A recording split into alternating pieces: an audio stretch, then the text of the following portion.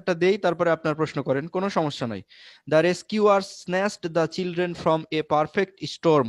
বলা হচ্ছে এ perfect Sturm, এই ফ্রেজটার মিনিং কি? এই ফ্রেজের মিনিংটা হুবহু যে স্টর্ম মানে ঝড় তা বোঝাচ্ছে না।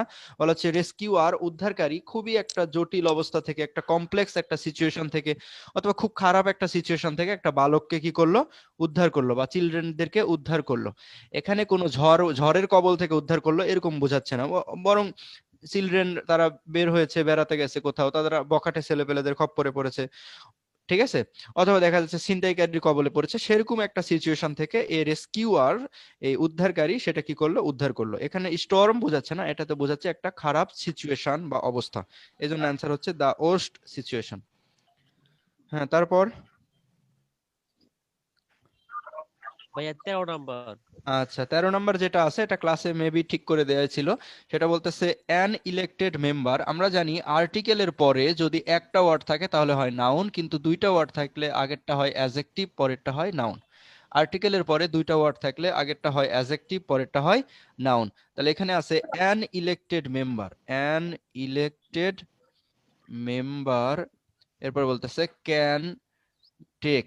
আচ্ছা, এখানে আমরা আগেও পড়েছিলাম, সেটা হলো কোন ওয়ার্ডের নিচে আন্ডারলাইন দিয়ে যদি জিজ্ঞেস করে এটা কোন পার্ট অফ স্পিচ, তাহলে আমরা বলি ওয়ার্ডটা যদি সাবজেক্টের পার্টে পড়ে তাহলে আমরা ভার্ব থেকে বাক্যাংশ আলাদা করে দিই। ভার্ব থেকে বাক্যাংশ আলাদা করে দেওয়ার পরে যদি দেখি আমরা এখানে একটা ওয়ার্ড আছে, তাহলে সেই ওয়ার্ডটা হয় নাউন অথবা প্রোনাউন। ওয়ার্ড যদি দুইটা হয়, আগেরটা অ্যাডজেক্টিভ, পরেরটা নাউন। ঠিক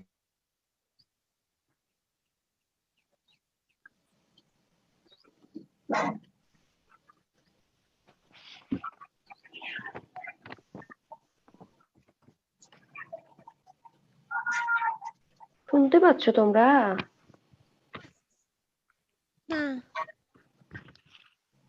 খালা খালা সব ধরা পেরে গিয়েছে।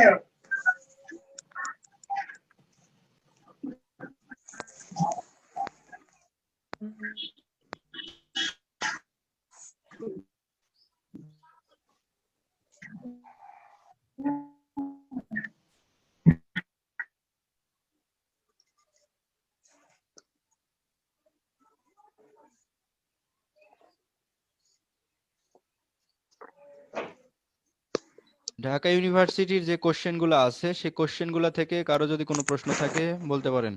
ভাইয়া 14 নাম্বারটা। কত নাম্বার? 14 ভাইয়া। 14 নাম্বার বলতেছে অরফেউস প্যারেন্টস অয়ার। এটা আপনাদের টেক্সট বইয়ের প্রশ্ন, ঠিক আছে? অরফেউস প্যারেন্টস অয়ার, এটা আপনাদের টেক্সট বইয়ের প্রশ্ন। টেক্সট বইয়ে দেখবেন যে বেশ কিছু পার্ট আছে, হারকিউলিস নিয়ে আলোচনা আছে, ঠিক তেমনি অরফেউস নিয়ে আলোচনা আছে। এটা বলা হচ্ছে একজন গ্রিক পণ্ডিত বা গ্রিক গায়ক, এরকম গ্রিক সঙ্গীতজ্ঞ, এর নাম হলো অরফেউস, গ্রিক যোদ্ধা। তার পিতামাতার নাম আপনার কাছে জানতে চাইছে, এটা হলো অ্যাপোলো এবং মুসোকালিপো। অ্যাপোলো এবং মুসোকালিপো, এটা আপনারা টেক্সট বইয়ে গেলেই পাবেন। এবারও বারবার বলা হচ্ছে যারা ফার্স্ট টাইমার, যারা ঢাকা ইউনিভার্সিটি পরীক্ষা দিবে তারা দেখবে যে এরকম টপিক থেকে প্রশ্ন থাকবে, টেক্সট বইয়ের ভিত্তিতে বেশি কোশ্চেন হবে, ঠিক আছে? ভাইয়া 16 নাম্বারটা। কি বললে বুঝলাম না।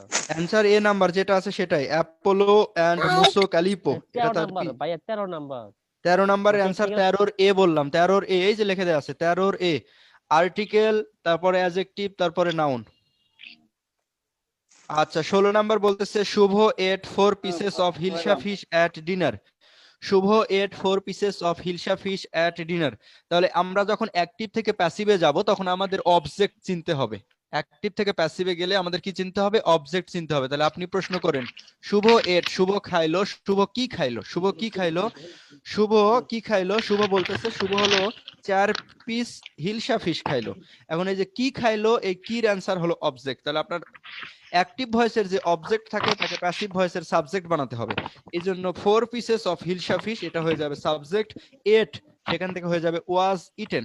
4 pieces of hilsa fish was eaten. এরপরে কি? By Shubho. 4 pieces of hilsa fish was eaten by Shubho. এরপরে অ্যাট ডিনার, এটা হলো অ্যাডভার্ব, ঠিক আছে? অ্যাট ডিনার এটা অ্যাডভার্ব। অ্যাডভার্ব সচরাচর শেষে বসে। অ্যাডভার্ব সচরাচর কোথায় বসে? শেষে বসে। কিন্তু এখানে 16 নম্বরে অ্যান্সার হওয়ার যোগ্য অন্য কেউ নাই। যেমন আপনি যদি প্রথমে যান 16 এ তে, এ নাম্বার অপশনে যান, তাহলে দেখতে পাবেন ওখানে আছে অয়ার ইট। ওয়ার ইট কখনো হয় না, am is R was were এরপরে ভার্বের হয় ভার্ব প্লাস আইএনজি, কিন্তু যদি আমি প্যাসিভ করি তাহলে লাগে ভি3। তাহলে এখানে ওয়ার এট হতো না, were eaten, were eaten. B নাম্বারে যদি যান তাহলে শুধু লেখা আছে এট, বি নাম্বারে দেয়া আছে এট। আমরা জানি প্যাসিভ ভয়েস করতে হলে ভি3 লাগে, অক্সিলারি এবং ভি3 লাগে, ওটাও ভুল অ্যান্সার। আর সি নাম্বারে আছে ওয়ার ইটিং, ওয়ার ইটিং। তাহলে আমরা জানি প্যাসিভ ভয়েস করতে হলে অবশ্যই অবশ্যই ভি3 লাগবে, প্যাসিভ করতে হলে অবশ্যই কি লাগবে, ভি3 লাগবে। তাহলে 4 pieces of hilsa fish were eaten হতো, were eaten by Shubho at dinner. আচ্ছা, তারপরে কে জানি প্রশ্ন এসএমএস করেছে 4 নাম্বার আর 5 নাম্বার। আচ্ছা, 4 নাম্বারে যেটি আছে সেটা হলো রেস্ট্রিকটিভ ক্লোজ। একটা হলো রেস্ট্রিকটিভ ক্লোজ আছে আর একটা হলো নন রেস্ট্রিকটিভ ক্লোজ আছে। যখন আপনারা অ্যাডজেক্টিভ ক্লোজ পড়বেন তখন দুই প্রকার পাবেন, একটা হলো রেস্ট্রিকটিভ অ্যাডজেক্টিভ ক্লোজ আর একটা হলো নন রেস্ট্রিকটিভ অ্যাডজেক্টিভ ক্লোজ। নন রেস্ট্রিকটিভ যাকে বাদ দিলে আপনার সেন্টেন্সের অর্থের কোনো পরিবর্তন হয় না, বাদ দেওয়া যায়। আর একটা আছে রেস্ট্রিকটিভ। একটু 1 মিনিট।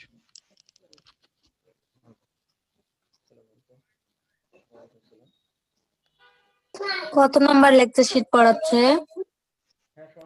1 নাম্বার।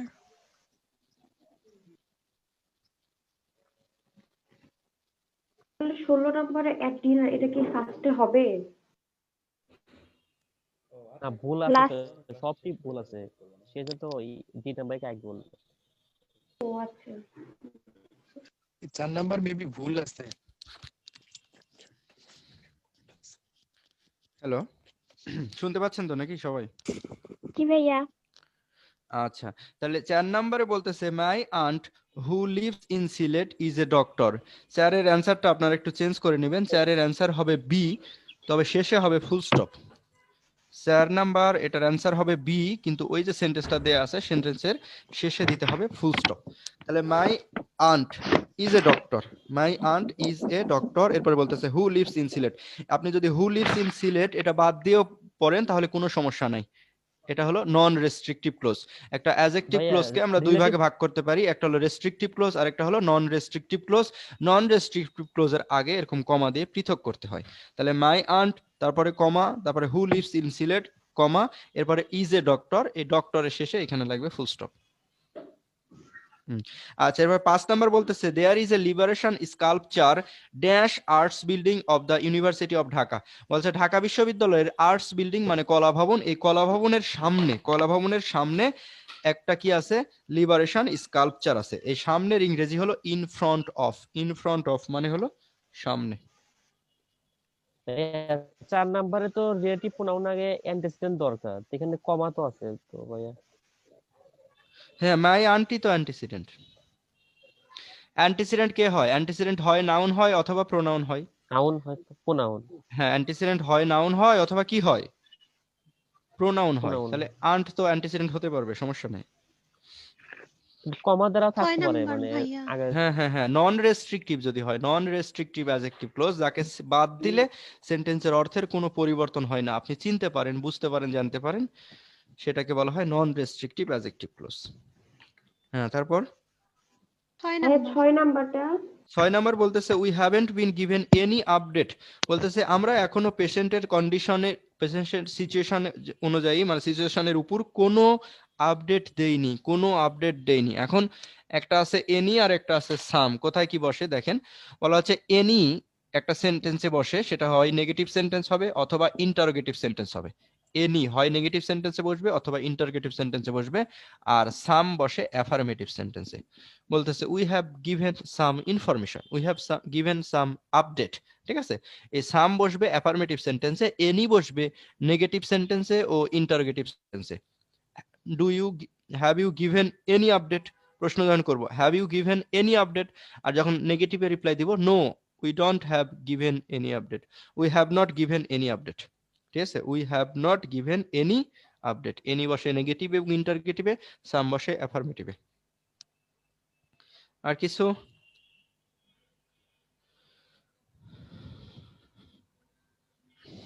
দুই নাম্বার। আচ্ছা, 2 number the poet William Blake has compared the school boy to a caged bird. একটা উইলিয়াম ব্লেকের একটা কবিতা আছে, কবিতার নাম হলো স্কুল বয়। সেই স্কুল বয়ে যে বালকের কথা বলা হয়েছে সেই বালককে তুলনা করা হয়েছে এ কেসড বার্ড, মানে খাঁচায় বন্দি পাখির সাথে তুলনা করা হয়েছে। এই কবিতা যদি আপনি পড়েন তাহলে বুঝবেন, এটা লিটারেচারের টার্ম, এখানে বোঝানোর কিছু নাই, মুখস্থ। আর কারো কোনো প্রশ্ন এখানে? আচ্ছা, এখানে যদি প্রশ্ন না থাকে তাহলে রিটেনের পার্ট থেকে, ঢাকা ইউনিভার্সিটির রিটেনের যে পার্ট আছে এই পার্ট থেকে কারো যদি কোনো প্রশ্ন থাকে বলতে পারেন।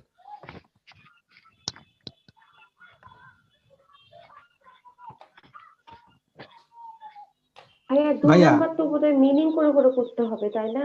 হ্যাঁ হ্যাঁ হ্যাঁ, মিনিং করে।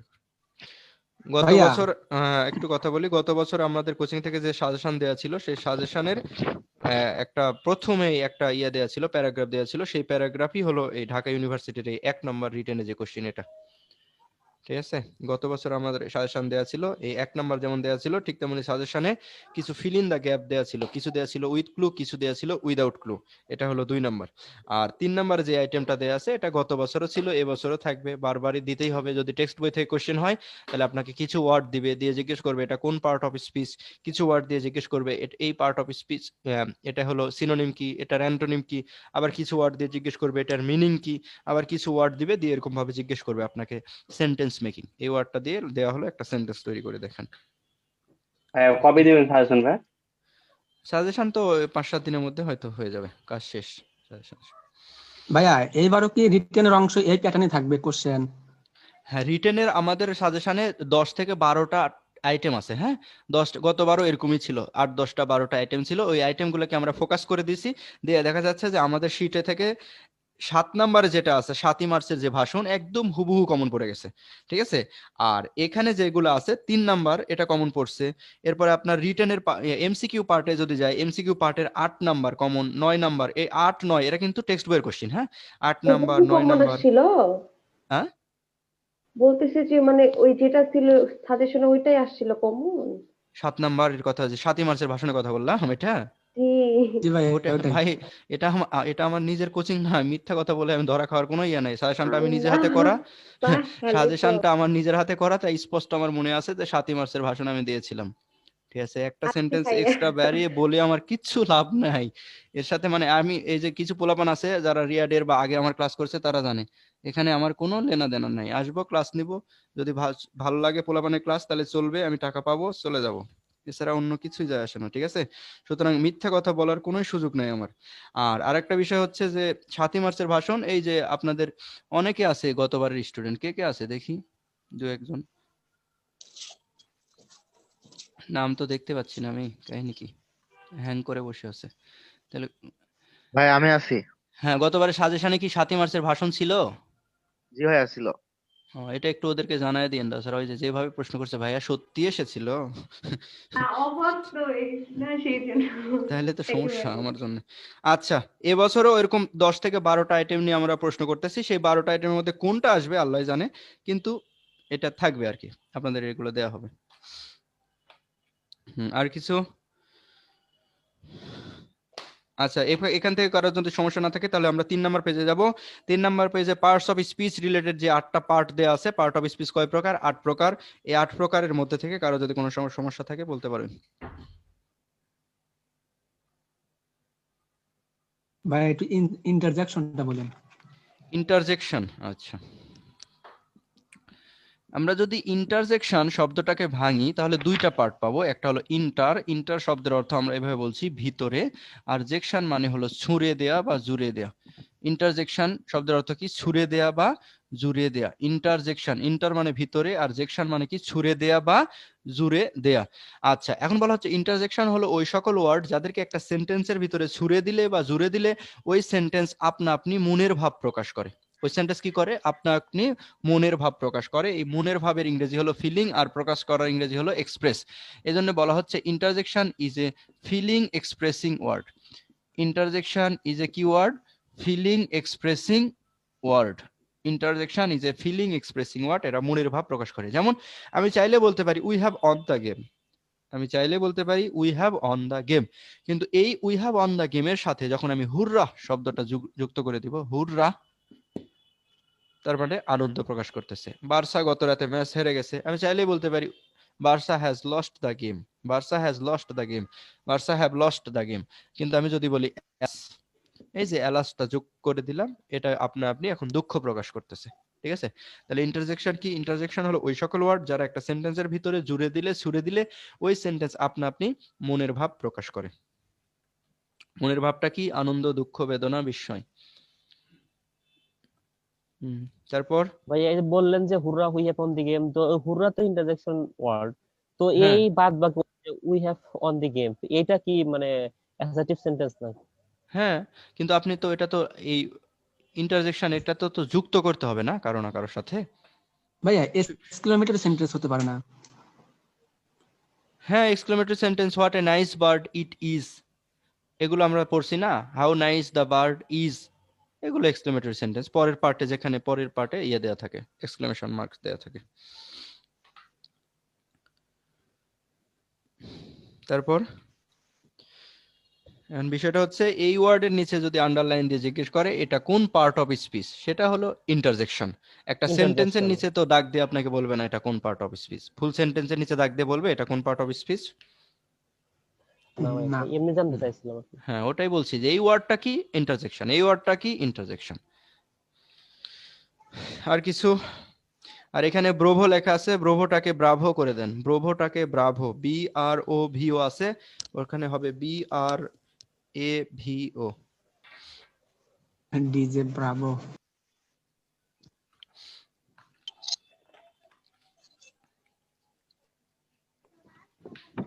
ভাই এই ব্রাভোর সাথে কি ইন্টারজেকশন ওই সূচক যে আছে মানে ওই ওটা কি বসবে না? হ্যাঁ বসবে, দিবেন, সমস্যা নাই। আচ্ছা, এই পেজে আর কার কোনো সমস্যা? আচ্ছা, নাই সমস্যা ভাই। না থাকলে আমরা পরের পেজে চলে গেলাম। নাউন, নাউনের ক্লাসিফিকেশন, আর এই পাশে আছে অ্যাবস্ট্রাক্ট নাউন। ক্লাসিফিকেশন এবং অ্যাবস্ট্রাক্ট নাউন থেকে কারো যদি কোনো সমস্যা থাকে বলেন। ভাই 4 নাম্বার পেজে 3 নাম্বার প্রশ্নটা দেখি। 4 নম্বর পেজের 3 নম্বর প্রশ্ন। 3 নম্বর প্রশ্ন কি বলতেছে? He is a man of parts, he is a man of parts, he is a man of letters. এটা মুখস্থ রাখতে হবে। Man of parts, man of letters, এটা একটা ফ্রেজের মতো কাজ করে, এটা অন্য কোনোটা হওয়ার সুযোগ নাই, মুখস্থ। হি ইজ এ ম্যান অফ ভাই পার্টস। ভাই বাদ বাকি যে অন্য প্যাসেজও হবে নাকি, কারণ যেমন পার্ট আছে, এটা কি কারণ হলো না? এটা এটা হলো কনভেনশন, রীতি বা প্রথা। যারা নেটিভ স্পিকার তারা কখনো বলে না he is a man of part. Part বললে অর্থ আলাদা হয়ে যাবে। He is a man of parts, he is a man of letters, পণ্ডিত ব্যক্তি। ঠিক আছে, এটা পুরাটা a man of letters, a man of parts, পুরাটা একটা ফ্রেজ হিসাবে কাজ করবে। এটা আপনার মুখস্থ রাখতে হবে। হ্যাঁ, জি ভাই। আর কিছু এই পেজে কোনো সমস্যা?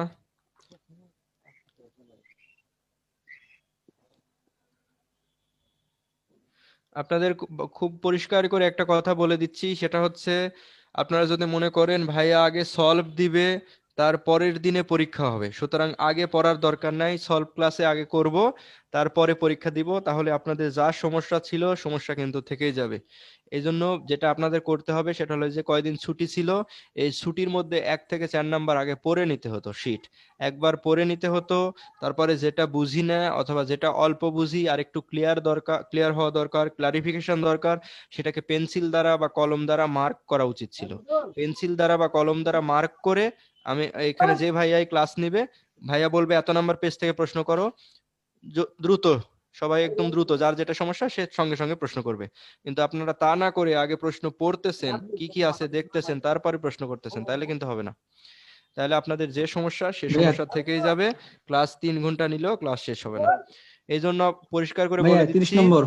আগে আপনারা পড়বেন বাসায়, তারপরে মার্ক করবেন, আনার পরে ভাইয়ারা যখন ক্লাসে আসবে, ক্লাস নেবে, খুব দ্রুত শুধু প্রশ্ন করে যাবেন আর অ্যান্সার নেবেন, প্রশ্ন করবেন অ্যান্সার নেবেন, নতুন করে পড়ার কিছু নাই। হ্যাঁ, কয় নাম্বার? ভাইয়া 30 নম্বর। 30 নম্বর প্রশ্ন, which one is an abstract noun? কোনটা অ্যাবস্ট্রাক্ট নাউন? এখানে বলতেছে জি ভাইয়া। হাইট হলো অ্যাবস্ট্রাক্ট নাউন। আচ্ছা, HIGH, হাই, এই হাই হলো একটা অ্যাডজেক্টিভ, এটা নাউন ফর্ম কি? এটা নাউন ফর্ম হলো হাইট। লং, এটা হলো একটা অ্যাডজেক্টিভ, এটা নাউন কি? TH, length. ঠিক আছে, ওয়াইড, এটা হলো একটা অ্যাডজেক্টিভ, WIDTH, উইথ। ব্রড, এটা হলো একটা অ্যাডজেক্টিভ, ঠিক আছে, BREADH, ব্রেডথ, এইটা হলো নাউন। এবং এরা নাউন, এবং এরা কোন নাউন? এরা হলো অ্যাবস্ট্রাক্ট নাউন।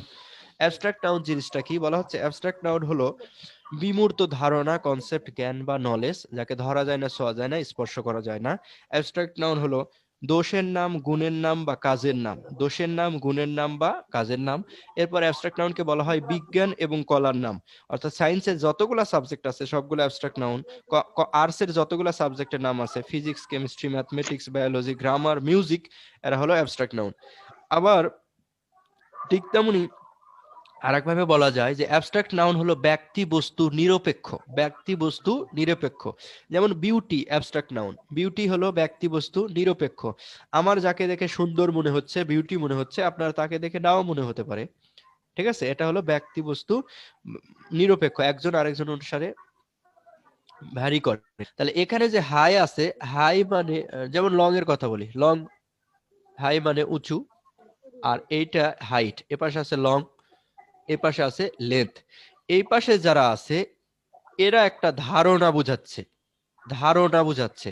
আপনার মনে হতে পারে যে ভাইয়া হাইট মানে, আমি তো বুঝি হাইট মানে 5 ফুট 7 ফুট 6 ফুট। হাইট মানে 5 ফুট 6 ফুট না, আমার উচ্চতা কয় ফুট সেটা আমি বলতেছি, 5 ফুট 6 ফুট। কিন্তু হাইট মানে যে একটা ধারণা, একটা কনসেপ্ট, যে এইভাবে উচ্চতাটা পরিমাপ করা যায়, যে এই পাশের এটাকে বলা হয় উচ্চতা, ঠিক আছে? এই পাশের এটাকে যেটা আছে সেটাকে বলা হয় উইডথ বা ব্রেডথ। বুঝতে পারলাম? হাইট মানে জি উচ্চতা, এই ভাইয়া। শব্দটা অথবা শুধুমাত্র ধারণা বা জ্ঞান, ঠিক আছে? মানে দৈর্ঘ্য প্রস্থ আমরা বুঝি না, দৈর্ঘ্য প্রস্থ বলতে আপনার মনে হচ্ছে যে কয় ফুট, 5 ফুট না কয় সেন্টিমিটার কয় ইঞ্চি, কিন্তু সেটা না। দৈর্ঘ্য প্রস্থ বলতে এই নলেজটা, যে এই পাশটা, যে লম্বা পাশ সেটাকে দৈর্ঘ্য বলে, আর যেটা লম্বা না খাটোটা সেটাকে বলা হয় প্রস্থ, ঠিক আছে? এই জন্য হাইট, লেন্থ, উইডথ, ব্রেডথ এরা হলো নাউন, আর এই পাশে যাদেরকে লিখছি এরা হলো অ্যাডজেক্টিভ। ভাইয়া 7 নম্বর পেজ আনতে ভাই। হ্যাঁ, একে একে যাই ভাই। আগে এই 4 নাম্বার পেজ থেকে, আর কার কোনো সমস্যা? জি না ভাই। আচ্ছা, 5 নাম্বার পেজ, 5 নাম্বার পেজ থেকে কারো কোনো সমস্যা? নাই ভাই। জি ভাইয়া, নাই কে? আচ্ছা, 5 নাম্বার পেজ থেকে কারো কি কোনো সমস্যা আছে?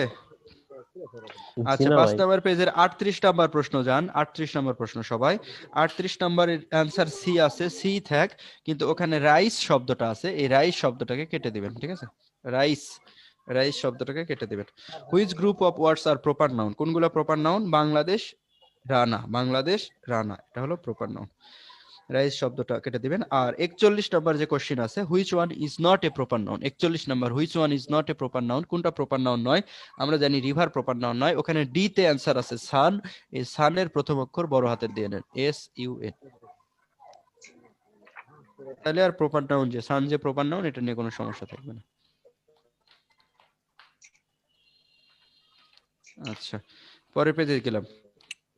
6 নাম্বার পেজ, কারো কোনো সমস্যা? 6 নাম্বার পেজ থেকে। না ভাইয়া ভাইয়া এটা 7 নম্বরে 46। 6 নাম্বার পেজে 46 নাম্বার, জার্নি কোন নাউন? আচ্ছা, একটু এদিকে দেখি। যখন আপনাকে জিজ্ঞেস করা হবে জার্নি কোন নাউন, তখন আপনি মনে করবেন জার্নি আর ট্রিপ একসাথে, আর একটা আছে ট্রাভেল। আচ্ছা, আমি যখন আপনাদের বললাম যে অ্যাবস্ট্রাক্ট নাউন কি, তখন বলে দিলাম যে অ্যাবস্ট্রাক্ট নাউন হলো দোষের নাম, গুণের নাম, কাজের নাম। দোষ, গুণ বা কাজের নাম হলো অ্যাবস্ট্রাক্ট নাউন। আচ্ছা, ট্রাভেল মানে হলো ভ্রমণ করা, ভ্রমণ করা, এটা একটা কাজের নাম, এটা হলো অ্যাবস্ট্রাক্ট নাউন। আর জার্নি আর ট্রিপ বলতে কি বোঝাচ্ছে একটু চিন্তা করি। মনে করেন আপনাদের মধ্যে কেউ 0 পয়েন্ট থেকে বিনোদপুরে যায়, বা ইউনিভার্সিটিতে, রাজশাহী ইউনিভার্সিটির মেইন গেটে যায়, অথবা মেইন গেট থেকে 0 পয়েন্টে আসে। এখন সে অটোতে যাতায়াত করে, অটোতে যাতায়াত করার সময় সে যে অটোর চালক আছে, সেই চালককে জিজ্ঞেস করতেছে, মামা আপনারা দিনে কয় ট্রিপ দেন? এই যেটা জিজ্ঞেস করবে, দিনে কয় ট্রিপ দেন, দিনে কয় ট্রিপ মারেন বা দিনে কয় ট্রিপ দেন? তখন তারা বলে যে আমি দিনে 10 ট্রিপ দেই, 10 ট্রিপ দেই, মানে কি 10 বার আসি 10 বার যাই, ঠিক আছে? 10 বার আসি 10 বার যাই। এই জার্নিও যা, এই ট্রিপও তা। এটা বোঝায় যে একটা জায়গায় কতবার যাওয়া হলো, সেখান থেকে কতবার আসা হলো, যাওয়া আসা। এই যাওয়া কতবার যাওয়া হলো, কতবার আসা হলো, এটা গণনা করা যায়। এই জন্য জার্নি আর ট্রিপ হলো কাউন্টেবল, এবং সেটা হলো কমন নাউন। জার্নি এবং ট্রিপ বললাম কি, কতবার যায় কতবার আসে, এটা হলো কাউন্টেবল নাউন, এবং সেটা হলো কমন নাউন। আচ্ছা, আর নিচে যে ট্রাভেল আছে, ট্রাভেল মানে হলো ভ্রমণ করা, এটা হলো একটা কাজের নাম। আমরা জানি যে দোষের নাম, গুণের নাম অথবা কাজের নাম হলো অ্যাবস্ট্রাক্ট নাউন। এই জন্য ট্রাভেল হলো আনকাউন্টেবল নাউন এবং অ্যাবস্ট্রাক্ট নাউন। ঠিক আছে? ভাইয়া 50। আচ্ছা, 50 নাম্বার বলতেছে আই রিকগনাইজ ইওর ভয়েস। 50 আর 51 দুটাতেই দাগ দেন। আর কেউ চাইলে খাতায় লেখেন, কেউ চাইলে শিটে লেখেন। সেটা হলো মানব দেহের যে কোনো অঙ্গ প্রত্যঙ্গ হলো abstract noun, sorry common noun. মানব দেহের যে কোনো অঙ্গ প্রত্যঙ্গের নাম কি? Common noun. মাউথ যেমন common noun, hand, leg, nose, ear, stomach এরা হলো কমন নাউন। তাহলে মানব দেহের যে কোনো অঙ্গ প্রত্যঙ্গের নাম কি? Common noun. এখন পরেরটায় আসি, voice. I recognised your voice. এই ভয়েসটা কোন নাউন? ভয়েসটাও কমন নাউন, কারণ কণ্ঠস্বর শোনা যায়। দ্বিতীয়ত, মডার্ন যে মেডিকেল সায়েন্স সেখানে বলতেছে বায়ো ইনফরমেট্রিক্স নামে একটা পদ্ধতি আছে, সেটা দ্বারা মানুষের রেটিনা, চোখের রেটিনা দ্বারা মানুষ শনাক্ত করা যায়, ফিঙ্গারপ্রিন্ট দ্বারা মানুষ শনাক্ত করা যায়, মানুষের কণ্ঠস্বর দ্বারা মানুষকে কি করা যায়? শনাক্ত করা যায়। অর্থাৎ কণ্ঠস্বর তো শোনা যায় তো যায়, এটা আবার ব্যক্তি বস্তু ভেদে কি করে? ভারী করে। একজনের কণ্ঠস্বরের সাথে আরেকজনের কণ্ঠস্বর মিলে না, যেহেতু ভারী করে সেহেতু এটা হলো কমন নাউন। আর এই ভয়েসকে অনেকে আপনারা অ্যাবস্ট্রাক্ট নাউন বলতে চান, কিন্তু ভয়েস যদি অ্যাবস্ট্রাক্ট নাউন হতো তাহলে এটা ব্যক্তি বস্তু নিরপেক্ষ হতো, ভারী করতো না। তাহলে এ দুইটা ভাবে আপনি মনে রাখতে পারেন। এক, ভয়েস থেকে ভয়েসেস হয়। ভয়েস থেকে কি হয়? ভয়েসেস হয়। নাউন হলো 5 প্রকার, তার মধ্যে শুধুমাত্র কমন নাউনই হলো countable. Common noun singular form আছে, প্লুরাল ফর্ম আছে। অ্যাবস্ট্রাক্ট নাউন এবং ম্যাটেরিয়াল নাউন হলো আনকাউন্টেবল নাউন। আর কালেকটিভ নাউন কখনো সিঙ্গুলার হয়, কখনো প্লুরাল হয়। ওই প্রপার নাউন এমনিতে সিঙ্গুলার, কিন্তু প্রপার নাউন যদি কমন নাউন হয়ে যায় তখন আবার সে প্লুরাল হতে পারে। সুতরাং আমরা পাচ্ছি কি? ভয়েস থেকে ভয়েসেস, সিঙ্গুলারও আছে, প্লুরালও আছে। আবার কণ্ঠস্বর কি করা যায়? শোনা যায়। কণ্ঠস্বর পারসন টু পারসন ভারী করে। এ সকল কারণে ভয়েস হইল কমন নাউন। তারপর ভাইয়া 43টা। 43 কি বলতেছে? Which one is a common noun? কোনটা কমন নাউন? বলা হচ্ছে ইনফ্যান্ট হলো কমন নাউন। আচ্ছা, একটু এদিকে দেখি। যদি বলে ইনফ্যান্ট, ইনফ্যান্ট মানে শিশু। ইনফ্যান্ট শিশু। মানে কি? শিশু। যখন শিশু। আমি বলতেছি শিশু, তখন সেটা ছেলে না মেয়ে আমি কি উল্লেখ করলাম? না। না। তাহলে একাধিক ব্যক্তি বা বস্তুকে একটা নামে ডাকলে সেটি হলো কমন নাউন। তাহলে ইনফ্যান্ট মানে কি? শিশু। একাধিক ব্যক্তি ও বস্তুকে একটা নামে ডাকলে সে কি হয়? কমন নাউন হয়ে যায়। এই শিশুটা হলো কমন নাউন। এখন যদি বলে ইনফ্যান্সি, ইনফ্যান্সি মানে হলো শিশুত্ব। কি বললাম?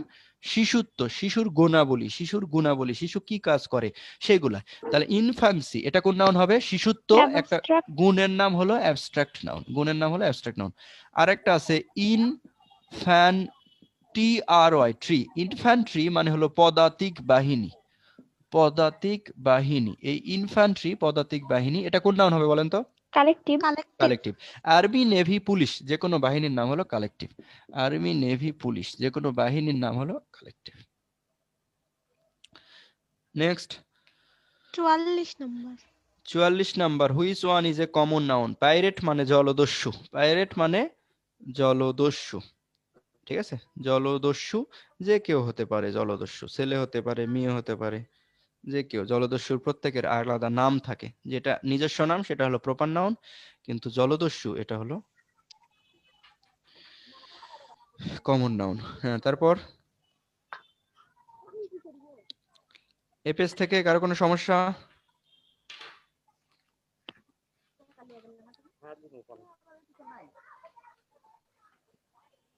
চিনা ভাই না। নাই কে ভাইয়া? বলেন। সমস্যা না থাকলে পরের পেজে যাব আমরা। কমন নাম করার জি ভাইয়া। পদ্ধতিগুলো ভাই একটু আলোচনা করেন। হ্যাঁ, ওটা আলোচনা করবো একটু পরে। হ্যাঁ, 7-এ যাই। 7 নাম্বার পেজে কারো কোনো সমস্যা? ভাই একটু 71 দেখেন। 71।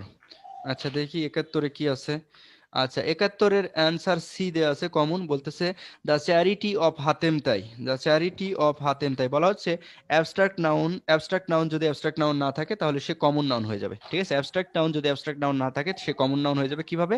অ্যাবস্ট্রাক্ট নাউন যখন দা প্লাস অফের মাঝে বসবে। মনে রাখবেন, দা প্লাস অফের মাঝে একটা ওয়ার্ড নাউন এবং সেটা কোন নাউন? Common noun. আচ্ছা, 72 নাম্বারের অ্যান্সার বোধহয় চেঞ্জ করে দিয়েছিলাম, আর একবার চেঞ্জ করে নেন। 72-এর অ্যান্সার হবে his C. Justice of high court. কি হবে? C. Common noun. Common C. হ্যাঁ, 72-এর Common noun। অ্যান্সার হবে কমন নাউন। আচ্ছা, কে জানি এসএমএস করছে 61 নাম্বার, 61 নাম্বার মাটন। আচ্ছা, আমরা জানি উপাদান বা উপকরণ, উপাদান বা উপকরণ এটা হলো ম্যাটেরিয়াল নাউন, কিন্তু উৎপন্ন বস্তু হলো কমন নাউন। যেমন শিপ, এটা হলো কমন নাউন। শিপ, ভেড়া, এটা হলো কমন নাউন, কিন্তু মাটন মানে ভেড়ার মাংস, এই ভেড়ার মাংস, খাসির মাংস, এরা হলো উপাদান বা উপকরণ। এই উপাদান বা উপকরণ এটা হলো ম্যাটেরিয়াল নাউন, আর এদের মাংসটা নিয়ে যে নতুন একটা মানে সম্পূর্ণ হোল যে অংশটুকু সেটাকে বলা হচ্ছে শিপ, সেটা হলো কমন নাউন। তারপর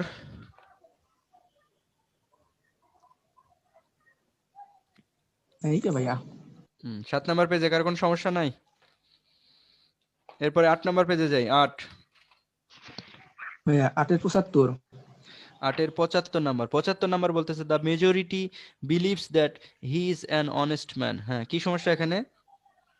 ভাই এখানে বলতেছি বিলিভ হলো না, কিন্তু বিলিভস হয়েছে। আনকাউন্টেবল নাউন বোঝাচ্ছে, ঠিক আছে? ও ঠিক আছে। ভাইয়া 88 number. 88 number, which one is a collective noun? কোনটা কালেকটিভ নাউন? লাইব্রেরি হলো কালেকটিভ নাউন। বুক কোন নাউন? কমন নাউন, ঠিক আছে? বুক কোন নাউন? Common noun. অনেকগুলো কমন নাউন মিলে তৈরি হয় কালেকটিভ নাউন। লাইব্রেরি হলো ভাইয়া কালেকটিভ নাউন। সোল্ডার্স আছে, দুই হ্যাঁ, সোল্ডার্সও আছে। সোলজার্স আছে। সোলজার হলো কমন নাউন, ঠিক আছে? সোলজার একটা থাকলেও কমন, একের অধিক থাকলেও কমন। আর আর্মি, নেভি, পুলিশ এরা হলো কালেকটিভ। কমন নাউনের সাথে এস যুক্ত করলেও সে কমনই হয়। বুক কমন নাউন, তার সাথে যদি আপনি এস দিয়ে বুকস করেন তবুও সে কমনই। ঠিক তেমনি সোলজার, সোলজার যদি একজন থাকে তবুও কমন, সোলজার্স যদি থাকে তবুও কি কমন। কারণ কি, এদের কালেকটিভ নাউন আছেই তো। সোলজার, অনেকগুলা সোলজার মিলে তৈরি হয় আর্মি, নেভি, পুলিশ। অনেকগুলা বুক মিলে তৈরি হয় লাইব্রেরি। লাইব্রেরি হলো কালেকটিভ, কিন্তু বুক কি কমন। আচ্ছা, কে জানি এসএমএস করছে 92। What is the young partridges? Young partridges মানে a group of young partridges, এর মানে হলো তিতির পাখির দল, দল বা ঝাঁক। তিতির পাখির দল বা ঝাঁক, এটাকে বলা হচ্ছে কভেই। তারপর भैया 79 79 আর 80। আচ্ছা, 79 নাম্বার বলতেছে এ হাইভ অফ বিস। এ হাইভ অফ বিস মানে মৌমাছির দল, মৌমাছির ঝাঁক। মৌমাছির দল, মৌমাছির ঝাঁক, দল বা ঝাঁক বুঝাইলে সেটা কাউন্টেবল কালেকটিভ নাউন। 79 এ নাম্বারে বলতেছে ট্রি। ট্রি হলো কমন নাউন, কারণ ট্রি থেকে ট্রিজ হয়, প্লুরাল করা যায়, ট্রি থেকে ট্রিজ করা যায়, এটা হলো কমন নাউন। এরপরে দেয়ার, দেয়ার হলো একটা অ্যাডভার্ব। হেয়ার, দেয়ার এরা হলো ইন্ট্রোডাক্টরি অ্যাডভার্ব, আপনাদের পড়ানো হয়েছে। হেয়ার, দেয়ার হলো কি অ্যাডভার্ব। আচ্ছা, এরপরে লাস্টের দিকে গেলে পাচ্ছি কেয়ারফুল। কেয়ারফুল হলো একটা অ্যাডজেক্টিভ, কেননা এখানে দেয়া আছে be careful, be careful. Amidst R was were বা বি বিং, বিন, এই বি ভার্বের পরে যারা বসে তাদেরকে বলা হয় অ্যাডজেক্টিভ। তাহলে কেয়ারফুল হলো অ্যাডজেক্টিভ। তাহলে নাউন কে?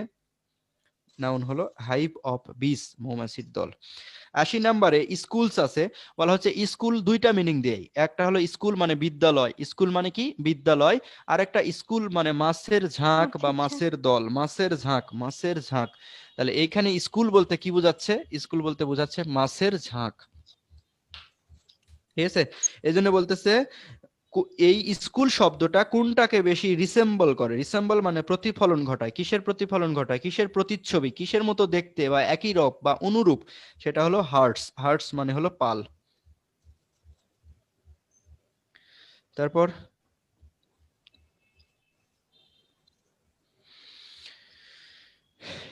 এরপর 8 নাম্বার পেজে আর কারো কোনো সমস্যা? না ভাই। না ভাইয়া। আচ্ছা, 8 নাম্বার পেজে সমস্যা না থাকলে আমরা 9 নাম্বার পেজে গেলাম। আচ্ছা, 9 নাম্বার পেজে যাওয়ার আগে কে জানি জিজ্ঞেস করলো কমন নাউন গঠন করার পদ্ধতি। কমন নাউন গঠন করার পদ্ধতিটা নিয়ে একটু আলোচনা করি। বলা হচ্ছে যে কোনো প্রকারের নাউন যদি সে নাউন না থাকে, কোন নাউন হবে?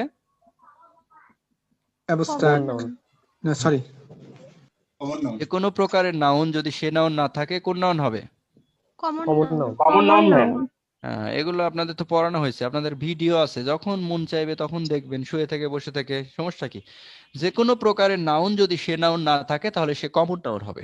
যে কোনো প্রকারের নাউন যদি সে নাউন না থাকে কি হবে? কমন। তাহলে অ্যাবস্ট্রাক্ট নাউন যদি অ্যাবস্ট্রাক্ট না থাকে কি হবে? কমন। প্রপার, প্রপার না থাকলে কমন। কালেকটিভ, কালেকটিভ না থাকলে কমন। ম্যাটেরিয়াল, ম্যাটেরিয়াল না থাকলে কি হবে? কমন। প্রথমে আসি অ্যাবস্ট্রাক্ট নাউনের কাছে। অ্যাবস্ট্রাক্ট নাউন যদি অ্যাবস্ট্রাক্ট নাউন না থাকে তাহলে কমন হবে কিভাবে? বলা হচ্ছে অ্যাবস্ট্রাক্ট নাউন বুঝায় গুণ। এই অ্যাবস্ট্রাক্ট নাউন কাকে বোঝায়? গুণকে বোঝায়। আর কমন নাউন বোঝায় ব্যক্তিকে। যদি গুণ বোঝায় তাহলে সে অ্যাবস্ট্রাক্ট, আর গুণটা বুঝিয়ে যদি ব্যক্তিকে বোঝায় তাহলে সে হয়ে যাবে কমন নাউন। যেমন আপনারা এই যে 7 নাম্বার পেজে যান, 7 নাম্বার পেজের 72 নম্বর প্রশ্ন বলতেছে he is a justice of the high court. সে যদি এটা বোঝাতো সে হাইকোর্টের নাই বিচার তাহলে হতো অ্যাবস্ট্রাক্ট, কিন্তু সে বিচার না, সে হাইকোর্টের কি বিচারক হলো ব্যক্তি, তাহলে ব্যক্তি বুঝাইলে কমন। অ্যাবস্ট্রাক্ট নাউন কমন হয় যেভাবে, তার মধ্যে একটা হলো অ্যাবস্ট্রাক্ট নাউন দা প্লাস অফের মাঝে বসলে সে আর অ্যাবস্ট্রাক্ট থাকে না, কমন হয়ে যায়।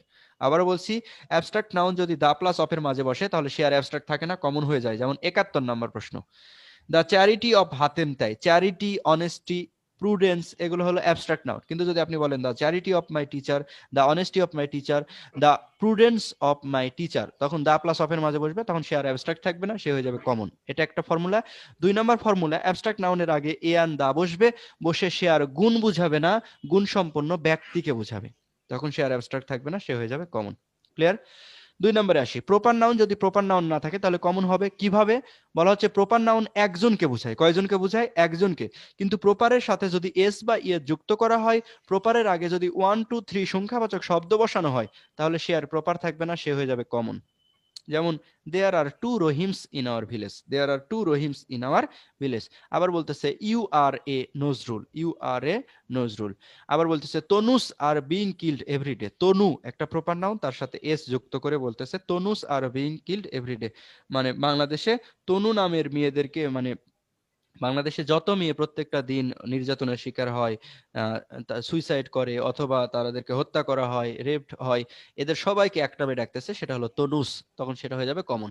আবার বলা হচ্ছে প্রপার নাউনের আগে যদি এ আন দা বসে কারোর সাথে তুলনা করে, তুলনা করা বোঝায়, তখন সে আর প্রপার থাকবে না, সে হয়ে যাবে কমন। আপনি ফেসবুকে কিছু পোস্ট দেখলেন, আপনার পোস্ট দেখে ফ্রেন্ডরা নিচে কমেন্ট করতেছে you are a Nazrul, I see a Nazrul in you, তাহলে নজরুল হলো প্রপার নাউন, তার আগে এ আন দা বসার কথা না, কিন্তু আপনার আর নজরুলের কি করতেছে? তুলনা করতেছে, মানে তোমার ভিতরে আমি নজরুলকে দেখতে পাচ্ছি, বা তুমি আমাদের নজরুল, এর মানে দুইজন ব্যক্তিকে একটা নামে ডাকতেছে নজরুল নামে, তখন সেটা হয়ে যাবে কমন নাউন। ঠিক আছে? এভাবে প্রপার আর প্রপার থাকে না, কমন হয়ে যায়। এরপরে আসি কালেকটিভ নাউন। কালেকটিভ নাউন যদি আর কালেকটিভ না থাকে কি হয়ে যাবে? কমন হয়ে যাবে। কালেকটিভ নাউনকে দুই ভাবে কমন করা যায়, একটা হলো কালেকটিভের সাথে এস বা ইএস যুক্ত করে, যেমন লাইব্রেরি, এটা হলো একটা কালেকটিভ নাউন। কিন্তু আপনি যদি বলেন government has set up many libraries, government has set up many libraries, লাইব্রেরির সাথে এস বাই এস যুক্ত করলাম, তার মানে লাইব্রেরি আর কালেকটিভ নাই, হয়ে গেছে কমন। অথবা our class consists of 20 public, public এটা হলো একটা কালেকটিভ নাউন, কিন্তু পাবলিকের আগে যখন আমি সংখ্যা বসাবো, তাহলে কালেকটিভের সাথে এস বাই এস দিলে সে হয়ে যাবে কমন, অথবা কালেকটিভের আগে যদি সংখ্যাবাচক শব্দ 20 পাবলিক, তখন সে আর কালেকটিভ থাকবে না, সে হয়ে যাবে কমন। এরপর লাস্টে আসি ম্যাটেরিয়াল নাউন। বলা হচ্ছে ম্যাটেরিয়াল নাউন আনকাউন্টেবল নাউন, এর আগে এ আন দা বসার কথা না, কিন্তু ম্যাটেরিয়াল নাউন অনেক সময় দা প্লাস অফের মাঝে বসতে পারে। ম্যাটেরিয়াল নাউন যখন দা প্লাস অফের মাঝে বসবে তখন সে আর ম্যাটেরিয়াল থাকবে না, সে হয়ে যাবে কমন। যেমন water, material noun, uncountable noun, কিন্তু আপনি যদি বলেন the water of the Padma, the water of the Ganges, আপনি যদি বলেন গোল্ড ম্যাটেরিয়াল, কিন্তু আপনি যদি বলেন the gold of South Africa, the gold of Saudi Arabia, আপনি যদি বলেন the perfume of Saudi Arabia, এর মানে সে আর ম্যাটেরিয়াল নাই, সে হয়ে গেছে কমন। এছাড়া ম্যাটেরিয়াল নাউনের আগে এ বা অ্যান বসে যদি আলাদা অর্থ দেয়, যেমন আয়রন, এই আয়রন মানে হলো লোহা, এটা হলো ম্যাটেরিয়াল নাউন, কিন্তু আয়রন থেকে যদি আপনি বলেন আয়রনস এস দেন, তার মানে লোহার শিকল, এটা হয়ে যাবে কমন। আবার আপনি যদি বলেন অ্যান আয়রন এর মানে হলো ইস্ত্রি, ক্যালেন্ডার, যেটা দ্বারা আমরা কাপড় ইস্ত্রি করি, তাহলে অ্যান আয়রন, এই অ্যান আয়রনের এই আয়রনটাও কি কমন নাউন।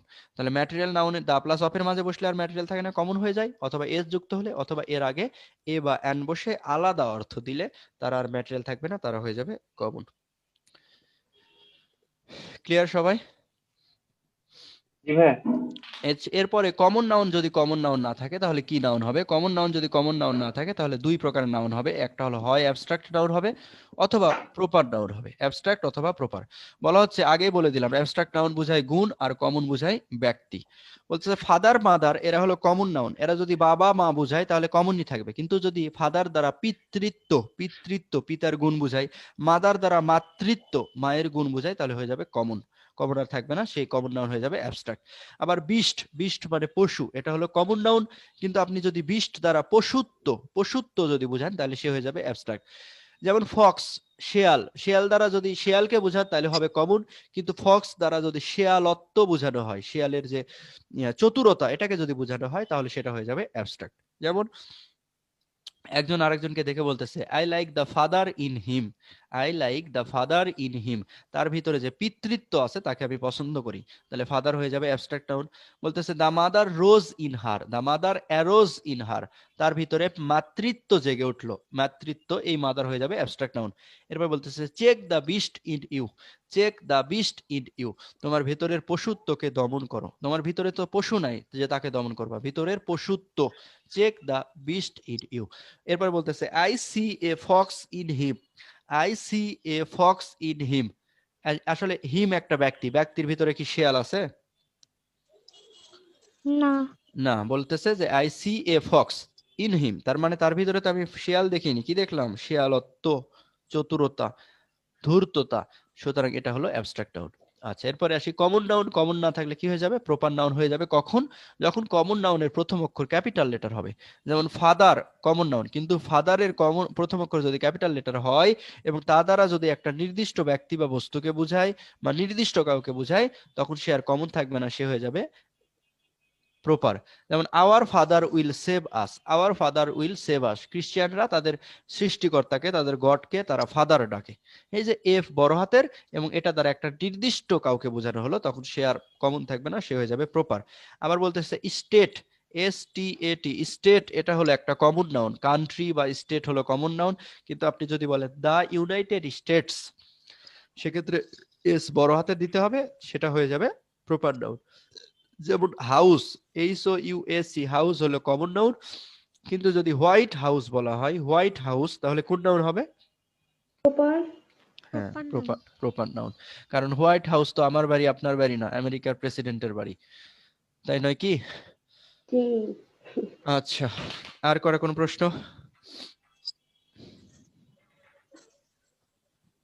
7 নম্বর পেজ থেকে কারো কোনো সমস্যা আছে? পরের পেজে যায়। 8 নম্বর পেজ থেকে কারো কোনো সমস্যা? এরপরে 9 নম্বর পেজ, সেন্টেন্সে স্থান দেখে নাউন চেনা যায়, এখানে কারো কোনো সমস্যা আছে?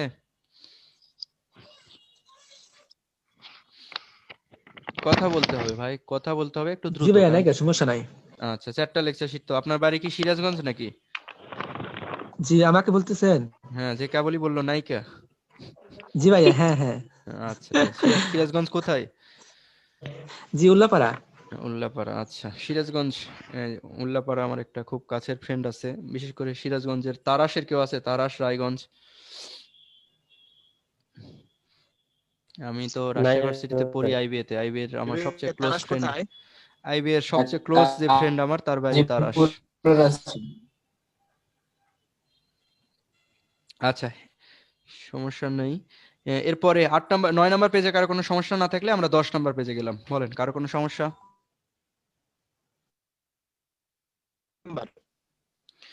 9 নম্বর question, she looked at him with dash. With হইলো একটা প্রিপোজিশন, উইথ হইলো একটা প্রিপোজিশন। আমরা জানি প্রিপোজিশনের পরে যদি একটা মাত্র ওয়ার্ড বসে, সেই ওয়ার্ডটা হয় নাউন হবে অথবা প্রোনাউন হবে। আবার বলছি, প্রিপোজিশনের পরে যদি একটা মাত্র ওয়ার্ড বসে, সেই ওয়ার্ডটা হয় নাউন হবে অথবা প্রোনাউন হবে। তাহলে she looked at him with, with হলো একটা প্রিপোজিশন, উইথ এর পরে আমার কি লাগবে? নাউন। অ্যামিউজমেন্ট, এটা হলো নাউন, অ্যামিউজমেন্ট এটা হলো নাউন। আর অ্যামেজিং, অ্যাস্টোনিশড, এইগুলো হলো অ্যাডজেক্টিভ। ভাই 20 নাম্বারটা। 20 নম্বরটা বলতেছে find out this text in your text book. মা মা ওই চারটা তুলে দেওয়া যাচ্ছে না, চার এখনই শেষ, একটা লেকচার শিখেই হয়নি। তাহলে কি বলতেছে? Find out this text in your text book. আচ্ছা, আমরা প্রথমে এইটা নিয়ে কাজ করি, প্রথমে হলো টেক্সট নিয়ে। বলা হচ্ছে টেক্সট কি, যখন কোনো ওয়ার্ডের নিচে আন্ডারলাইন দিয়ে জিজ্ঞেস করবে এটা কোন পার্ট অফ স্পিচ, আপনি দেখবেন ওয়ার্ডটা সাবজেক্টের পার্টে আছে না প্রেডিকেটের পার্টে আছে। ওয়ার্ডটা যদি প্রেডিকেটের পার্টে পড়ে তাহলে আমরা যেটা করব সেটা হলো ওইখান থেকে প্রিপজিশন খুঁজে বের করব, কনজাংশন খুঁজে বের করব, বের করে তাদেরকে বাদ দিয়ে দিব, বলবো তোমরা নাই, ওরা আলাদা। আলাদা করে দেওয়ার পরে যে ওয়ার্ড আছে তারা আগে তাকাও পরে তাকাও। আগে তাকাইলে আমি কি পাচ্ছি, this text, find out this text. This হলো একটা ডিটারমিনার, দিস হলো ডেমনস্ট্রেটিভ, দিস হলো একটা ডিটারমিনার। ডিটারমিনারের পরে একটা মাত্র ওয়ার্ড থাকলে সে ওয়ার্ডটা কি হয়, নাউন। নাউন। ডিটারমিনারের পরে একটা মাত্র ওয়ার্ড থাকলে সেই ওয়ার্ডটা হয় নাউন। তাহলে এই টেক্সট হলো নাউন। কারো কোনো সন্দেহ আছে? না, কিন্তু আচ্ছা, পরেরটা না ভাই, এরপরে বলতেছে your text book, your text book, এই টেক্সটের নিচে আন্ডারলাইন, এই টেক্সটের পরে একবার তাকাবো, এই অ্যাডজেক্টিভ। টেক্সটের সামনে একবার তাকাবো, আগে একবার পরে একবার। ইওরটা হলো একটা পজেসিভ, ইওরটা কি একটা পজেসিভ। পজেসিভের পরে যদি একটা মাত্র ওয়ার্ড থাকে তাহলে সেই ওয়ার্ডটা হবে নাউন। আর নাউন। পজেসিভের পরে, পজেসিভ মানে যারা মালিকানা বোঝায় এরাও একটা ডিটারমিনার, পজেসিভের পরে যদি দুইটা ওয়ার্ড থাকে আগেরটা হবে অ্যাডজেক্টিভ, অ্যাডজেক্টিভ পরেরটা নাউন। হবে নাউন। পজেসিভের পরে যদি দুইটা ওয়ার্ড থাকে আগেরটা হবে অ্যাডজেক্টিভ, পরেরটা হবে নাউন। তাহলে এই যে ইওর পজেসিভ, টেক্সট হলো অ্যাডজেক্টিভ আর বুক হলো নাউন। তারপর 14 নাম্বারটা একটু দেখেন। 14 নম্বর কোশ্চেন। 14 নম্বর কোশ্চেন কি বলতেছে, what is the dash of the candle. আচ্ছা, এখন বলতেছে দা প্লাস অফ এর মাঝে একটা ওয়ার্ড থাকলে সে ওয়ার্ডটা হয় নাউন। হ্যাঁ, দা প্লাস অফ এর মাঝে একটা ওয়ার্ড থাকলে সে ওয়ার্ডটা কি হবে, noun. Noun. The plus of এর মাঝে যদি একটা মাত্র ওয়ার্ড থাকে সে ওয়ার্ডটাকে কি হতে হবে, নাউন হতে হবে। তাহলে আপনাদেরকে কেবলই আমি লং থেকে লেন্থ পড়াইলাম, সেখানে আরেকটা ভাই, ওয়ার্ড ছিল ডিপ, ডিপ থেকে কি হয়, নাউনটা হয় ডেপথ, ডিপ থেকে নাউনটা কি হয়, ডেপথ। ঠিক আছে, লং থেকে লেন্থ, হাই থেকে হাইট, ওয়াইড থেকে উইডথ, ব্রড থেকে ব্রেডথ, ঠিক তেমনি ডিপ থেকে কি হবে, ডেপথ। তারপর ডেপ কি অ্যাডজেক্টিভ? ডেপ এই যে ডিপ, এই ডিপ শব্দটা অ্যাডজেক্টিভ। এত তাড়াতাড়ি খেয়ে ফেললেন। এই কলামে, প্রথম কলামে লিখে রাখছিলাম অ্যাডজেক্টিভ, দ্বিতীয় কলামে লিখে রাখছিলাম নাউন, এবং তারা হলো অ্যাবস্ট্রাক্ট নাউন। এই ডেপথ শব্দটা হলো অ্যাবস্ট্রাক্ট নাউন। ভাইয়া, রুল 7 এর ওই W1 এটা মানে কি? ওটা হলো মানে হলো 1 নাম্বার ওয়ার্ড, প্রথম ওয়ার্ডটা, ওটাকে ওরা বোঝাচ্ছে প্রথম ওয়ার্ডটা। আচ্ছা, অত কিছু দরকার নাই, আমি লিখে দিচ্ছি। নো একটা ডিটারমিনার, নো একটা ডিটারমিনার, নোর পরে যদি একটা মাত্র ওয়ার্ড থাকে সেই ওয়ার্ডটা হবে নাউন। আর নোর পরে যদি একের অধিক ওয়ার্ড থাকে তাহলে প্রথম ওয়ার্ডটা হবে অ্যাডজেক্টিভ, পরের ওয়ার্ডটা হবে নাউন। ঠিক আছে, নো একটা কি ডিটারমিনার, ডিটারমিনারের পরে যদি একটা ওয়ার্ড থাকে সেই ওয়ার্ডটা হবে নাউন। আর যদি দুইটা ওয়ার্ড থাকে তাহলে প্রথমটা হবে অ্যাডজেক্টিভ, পরেরটা হবে নাউন। এবারে 24-25 পড়েন, যদি বুঝতে না পারেন বলেন।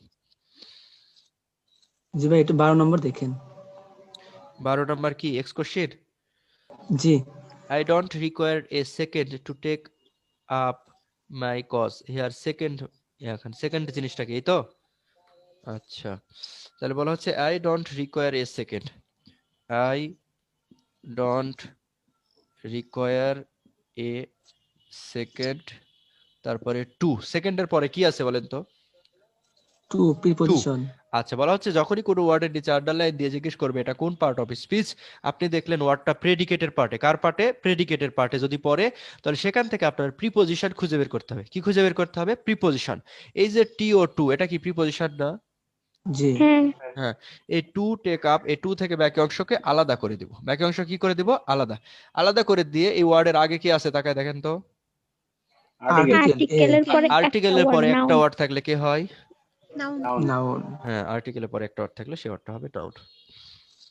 এই তারপর 110 110 নম্বর প্রশ্ন বলতেছে হিজ অ্যান্সার ওয়াজ এ ডিসাইডেড নো, হিজ অ্যান্সার ওয়াজ এ ডিসাইডেড নো। আজকে তো অ্যান ইলেক্টেড মেম্বার এভাবেই তো শুরু করছিলাম, যে আর্টিকেলের পরে একটা ওয়ার্ড থাকলে নাউন, আর্টিকেলের পরে যদি দুইটা ওয়ার্ড থাকে, আর্টিকেলের পরে যদি দুইটা ওয়ার্ড থাকে আগেরটা অ্যাডজেক্টিভ, পরেরটা নাউন। তাহলে এ ডিসাইডেড, তারপরে আছে নো, নো হলো একটা নাউন, ডিসাইডেড অ্যাডজেক্টিভ, এ হলো আর্টিকেল।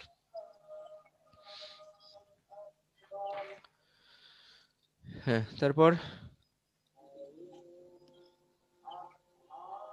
115 নম্বর। 115 অ্যান্সার চেঞ্জ করে দেওয়া হয়েছিল না ক্লাসে? জি ভাইয়া। 115 বি নাম্বার করে নেন। B machinery uncountable noun. We need machinery, এটা ভাই হলো 114 আর 116 নাম্বারটা একটু বুঝিয়ে দিন তো। উই নিড মেশিনারি, মেশিনারি হলো আনকাউন্টেবল, ঠিক আছে? বি হবে 14 বি। আচ্ছা 15 বি। এরপর 14 নম্বরে যাই। 14 নম্বরে যেটা আছে সেটা হলো ইনফরমেশন হলো আনকাউন্টেবল নাউন। আবার বলছি, ইনফরমেশন কোন নাউন? Uncountable noun. ইনফরমেশন এটা হলো আনকাউন্টেবল নাউন। আনকাউন্টেবল নাউনের বৈশিষ্ট্য আপনাদের পড়ানো হয়েছে, খাতায় দেখবেন বা হলে ভিডিও দেখে নেবেন। আনকাউন্টেবল নাউনের সাথে এস বাই এস বসে না। আনকাউন্টেবল সাথে কি বসে না? এস বাই এস বসে না। তাহলে আপনি তাকে বি নাম্বারে এস আছে দেয়া, ডি নাম্বারে এস দেয়া আছে, তাহলে বি আর ডি আগেই বাদ।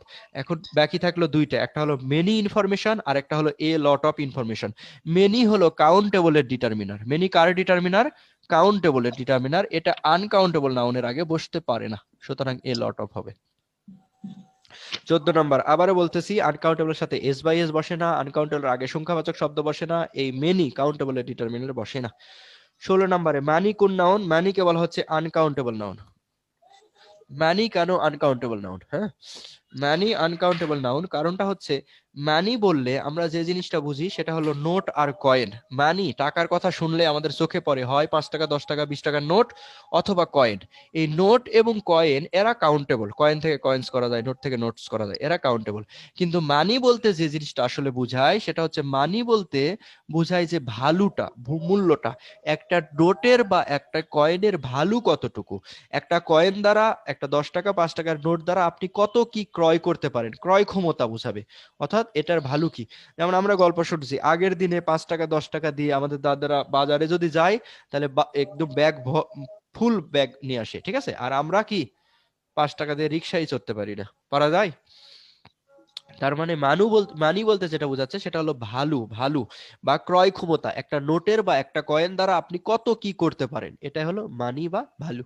এই মানি বা ভ্যালু, আপনারা খবরে দেখেন না, টাকার মূল্যমান ডলারের এগেনস্টে বাড়ে কমে, তাহলে মানি ভ্যালু এটা আপ ডাউন করে। কিন্তু আরেকটা কি আছে? নোট আর কয়েন। নোট আর কয়েন এটা হলো কাউন্টেবল, মানি আনকাউন্টেবল।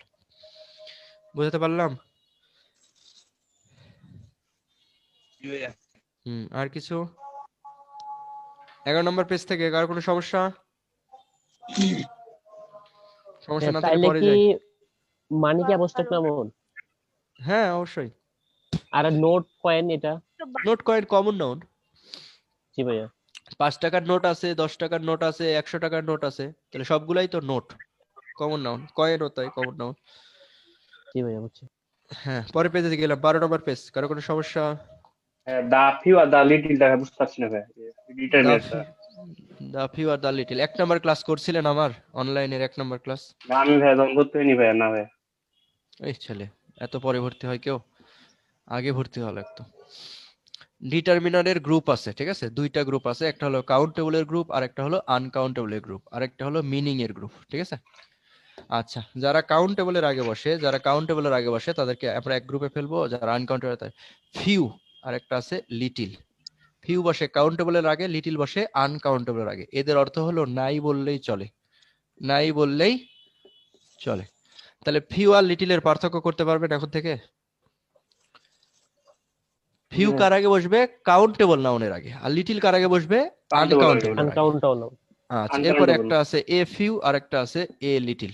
তাহলে এ ফিউ কার আগে বসবে? কাউন্টেবলের আগে। এ লিটিল কার আগে বসবে? আনকাউন্টেবলের আগে। এদের মানে আছে কিন্তু অল্প, আছে কিন্তু অল্প। এরা যে নাউনের আগে বসবে সেই নাউন সম্পর্কে তথ্য দিবে, আমার এই নাউনটা আছে কিন্তু অল্প। আর একটা আছে দা ফিউ, আর একটা আছে দা লিটিল। তাহলে দা ফিউ কার আগে বসে? কাউন্টেবলের আগে। আর দা লিটিল আনকাউন্টেবল। এদের মানে যা আছে তার সবগুলো, যা আছে তার সবগুলো। এদের মানে হলো যা আছে তার সবগুলো, ঠিক আছে? আচ্ছা, এখানে আসি মেনি। মেনি মানে অনেক, মাছ মানেও অনেক। একটা বসে কাউন্টেবলের আগে আর একটা বসে আনকাউন্টেবলের আগে, ঠিক আছে? একটা আছে টু মেনি, টু মেনি বসে কাউন্টেবলের আগে, আর একটা আছে টু মাছ, এটা বসে আনকাউন্টেবলের আগে। টু মেনি টু মাছ এদের মানে অনেক বেশি, অত্যন্ত বেশি। আচ্ছা, আরেকটা আছে অনলি এ ফিউ, অনলি দিলেই এ দিতে হবে। আরেকটি আছে অনলি এ লিটিল, অনলি দিলেই এ দিতে হবে। এদের মানে হলো গুটি কতক বা নগণ্য।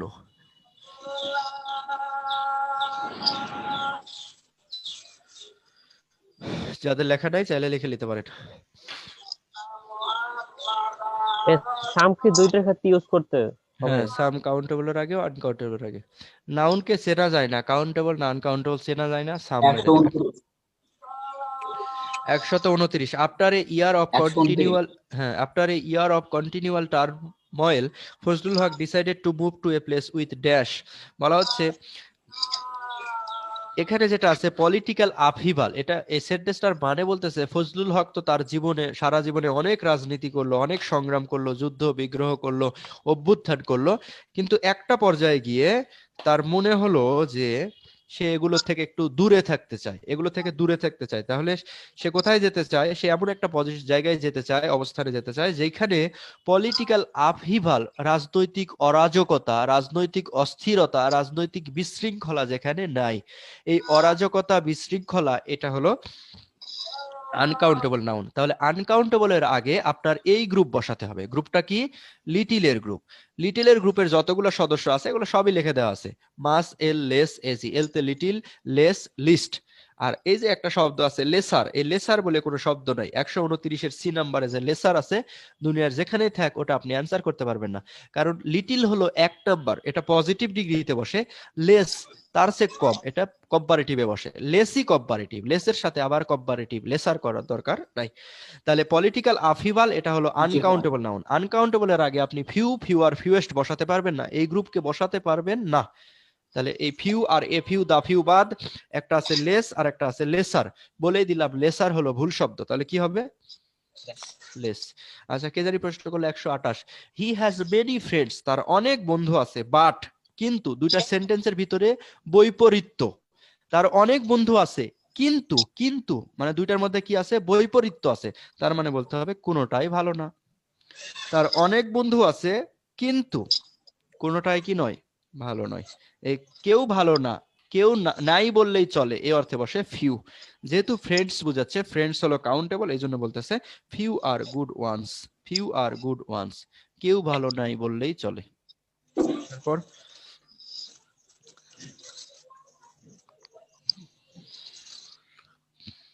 139 139 বলতেছে এই যে শুরুতে একবার লিখে দিলাম তো, ইনফরমেশন হলো আনকাউন্টেবল নাউন। ইনফরমেশন কোন নাউন? Uncountable noun. আনকাউন্টেবল নাউনের আগে few, a few, the few বসে না। তাহলে বি নাম্বার আর ডি নাম্বার আগেই বাদ। একটাতে আছে লিটিল আর একটাতে আছে এ লিটিল। আমি লিখে দিলাম কেবলই। লিটিল মানে নাই বললেই চলে, নাই বললেই চলে। আমাদের দেশে যারা গবেষণা করে, যারা রিসার্চ করে, যারা একটু দেশের ভালোর জন্য কাজ করতে চায়, তাদের কাছে ইনফরমেশন নাই বললেই চলে। তারা যে গবেষণা করবে তাদেরকে যথাযথ ফান্ড দেয়া হয় না বললেই চলে। তারা যে গবেষণা করবে, গবেষণার জন্য পর্যাপ্ত এনাফ বা একটা সফিস্টিকেটেড একটা এই এনভায়রনমেন্ট দেয়া হয় না বললেই চলে। এই যে নাই বললেই চলে, এই অর্থে লিটিল বসবে। ঠিক আছে? Little information is currently available. তারপর পরে পেজে যাই, 13 নম্বর পেজ। কারো কোনো সমস্যা? মা কারেন্ট 151 নম্বর ভাই। আমার বাবার টাকা নাই বললেই চলে। তাহলে বলবেন my father has little money, my father has little money. যেমন কিনা আমরা প্রথমে যেদিন 1 নম্বর ক্লাস সেদিন এগুলো লিখে দিয়েছিলাম। আমার বন্ধু নাই বললেই চলে। I have few friends, I have few friends, আমার বন্ধু নাই বললেই চলে। আমার বন্ধু আছে কিন্তু অল্প, বলতেছে ক্যানাডাতে আমার অল্প কিছু বন্ধু আছে, তখন লিখে দিছিলাম I have a few friends in Canada. এখন আপনার বাবার টাকা নাই, তাহলে আপনি বলবেন মাই ফাদার হ্যাজ লিটিল মানি। 151 নম্বর ভাই। আর একটু পরে নামাজের সময় দিচ্ছি। হ্যাঁ, কয় number? 151 number. 151 number. On 1.5 million people drive rickshaws for a living plus dash. আচ্ছা, এখানে যেটা বোঝাচ্ছে যে 1.5 মিলিয়ন পিপুল রিক্সা চালায়, ড্রাইভ রিক্সাস মানে রিক্সা চালায় তাদের লিভলিহুড বা লিভিং এর জন্য, জীবন ধারণের জন্য। আর বাকি যে এই যে অংশটা বোঝাচ্ছে, এখানে বলতেছে a few hundred thousand who own and repair them। আর বাকি অংশটুকু আছে একটা নির্দিষ্ট আছে কিন্তু অল্প, আছে কিন্তু অল্প, এই অর্থে এ ফিউ বসে। বলতেছে এই অংশটুকু কি করে? তারা হলো ওন অ্যান্ড রিপেয়ার দেম, তারা হলো ওই রিক্সার মালিক এবং ওই রিক্সাগুলো মেরামত করে। যেমন আপনারা দেখবেন যে আপনাদের বাড়ির আশেপাশ থেকে অনেকে ঢাকা শহরে যায় রিক্সা চালাতে, তারা কিন্তু রিক্সার সাথে নিয়ে যায় না, ওই ঢাকা শহরে রিক্সার মালিক আছে, তারা রিক্সা তাদেরকে ভাড়া দেয়। তাহলে এখানে যেটা বোঝাচ্ছে 1.5 বিলিয়ন পিপুল রিক্সা চালায় তাদের জীবন ধারণের জন্য। আর এই যে এখানে বলতেছে এ ফিউ 100,000, আরো অনেক লোক আছে কিন্তু অল্প অল্প আছে যারা কি করে ওই রিক্সার মালিক, এবং তারা ওই রিক্সা কি করে রিপেয়ার করে। আচ্ছা, এখন আপনাদেরকে আমি 10 মিনিট বিরতি দিলাম, ঠিক আছে? এখন বাজে 4টা 10, এখন থেকে 4টা 20-এ আমরা 22-এ আমরা ক্লাস শুরু করব, 4টা 22-এ। এর মধ্যে আপনারা নামাজ পড়ে নেবেন। আর যাদের নামাজ পড়া, যারা পড়বেন না বা যারা অন্য ধর্মের আছেন, তারা চাইলে বাকি শীটটা দেখে নিতে পারেন কার কোথায় কি প্রশ্ন আছে, ঠিক আছে?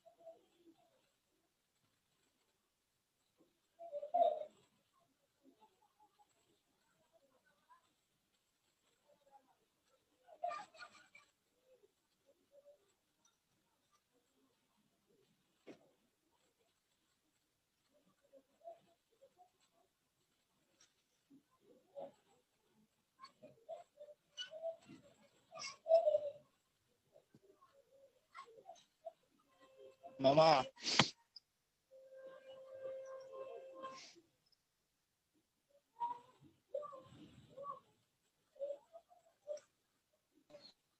হ্যাঁ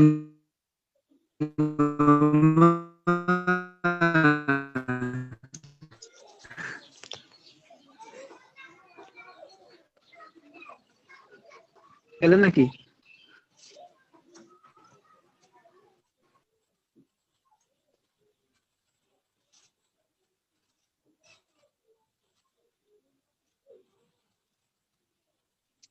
মামা নেট প্রবলেম, খুব খুব নেট প্রবলেম। তুমি আবার খুবসের সাথে আবার ইয়েস যোগ করলে নাকি? হ্যাঁ হ্যাঁ ঠিক ধরতে পেরেছ।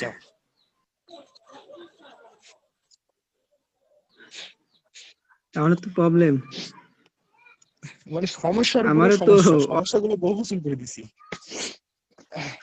আমারও নেট স্পিড খুব দুর্বল, তারপরও চলতেছে ভালো।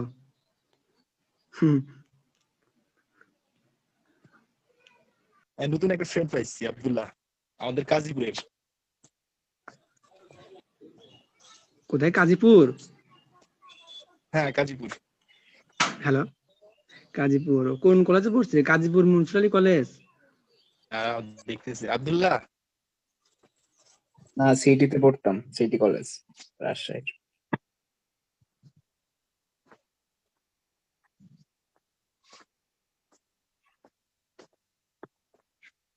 ও,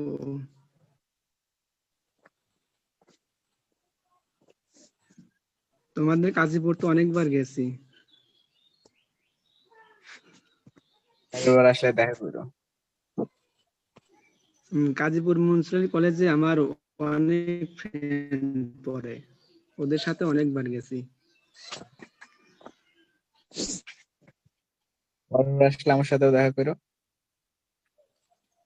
বাড়ি মানে কোথায়, এলাকার নামটা কি? ধামরাইল ইউনিয়ন।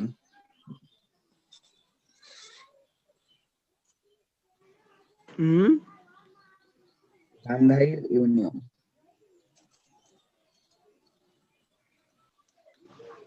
ও, এসব দেখেছি।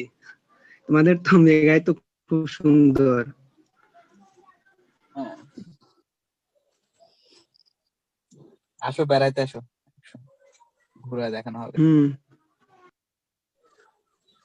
তুমি তো বাড়িতে না, আমি এখন রাজশাহীতে আছি। ও,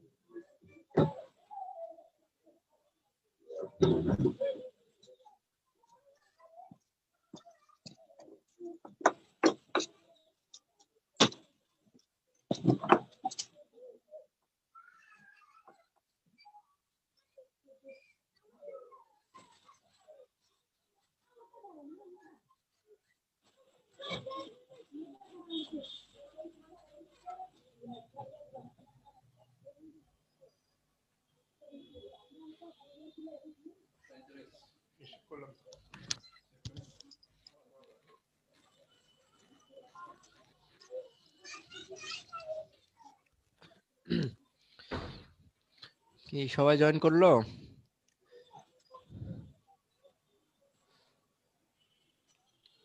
ওর কথা কি শুনতে পাচ্ছেন সবাই? জি ভাইয়া। হ্যাঁ, আচ্ছা, ঠিক শুরু আছে, করে দেন। তাহলে শুরু করে দিই। হ্যাঁ, গুড। 13 নম্বর পেজ, 13 নম্বর পেজ থেকে কারো কোনো প্রশ্ন থাকলে বলেন। 146 নম্বর ভাই, 146 46 নম্বর। নম্বর বলতেছে পিপুল হইলো প্লুরাল কমন নাউন। হ্যাঁ, পিপুল হইলো প্লুরাল কমন নাউন। যেহেতু এটা প্লুরাল কমন, তার মানে এটা হলো কাউন্টেবল। একটা কাউন্টেবল নাউনের আগে আপনি কখনো লেস বসাতে পারবেন না। তাহলে এ নাম্বারে আছে লেস, বি নাম্বারে আছে লেস, এই দুইটা আগেই বাদ। এখন আসি সি আর ডি তে। সি তে একটাতে আছে ফিউ, একটাতে আছে ফিউয়ার। ফিউ মানে কম, মানে নাই বললেই চলে। ফিউয়ার মানে তার চেয়েও কম। Few, fewer, fewest. ফিউ মানে কম, ফিউয়ার মানে তার চেয়ে কম, ফিউয়েস্ট মানে সবচেয়ে কম। আচ্ছা, এখন বলা হচ্ছে আগের দিনে আমেরিকার ভিসা বাংলাদেশের লোকজন তাও কিছু পরিমাণে পাইতো, কিন্তু এখনকার দিনে ভিসা পায় না বললেই চলে, বা যারা পায় তাদের সংখ্যা আরো বেশি কম। যেহেতু আরো আগের তুলনায় এখন আরো বেশি কম, সেহেতু আমার ইউজ করতে হবে ফিউয়ার পিপল, ফিউয়ার পিপল। দেন তারপর না, পরবর্তী পেয়ে যান ভাই। আচ্ছা, এরপরের পেজ 14 নম্বর পেজে কারো কোনো সমস্যা?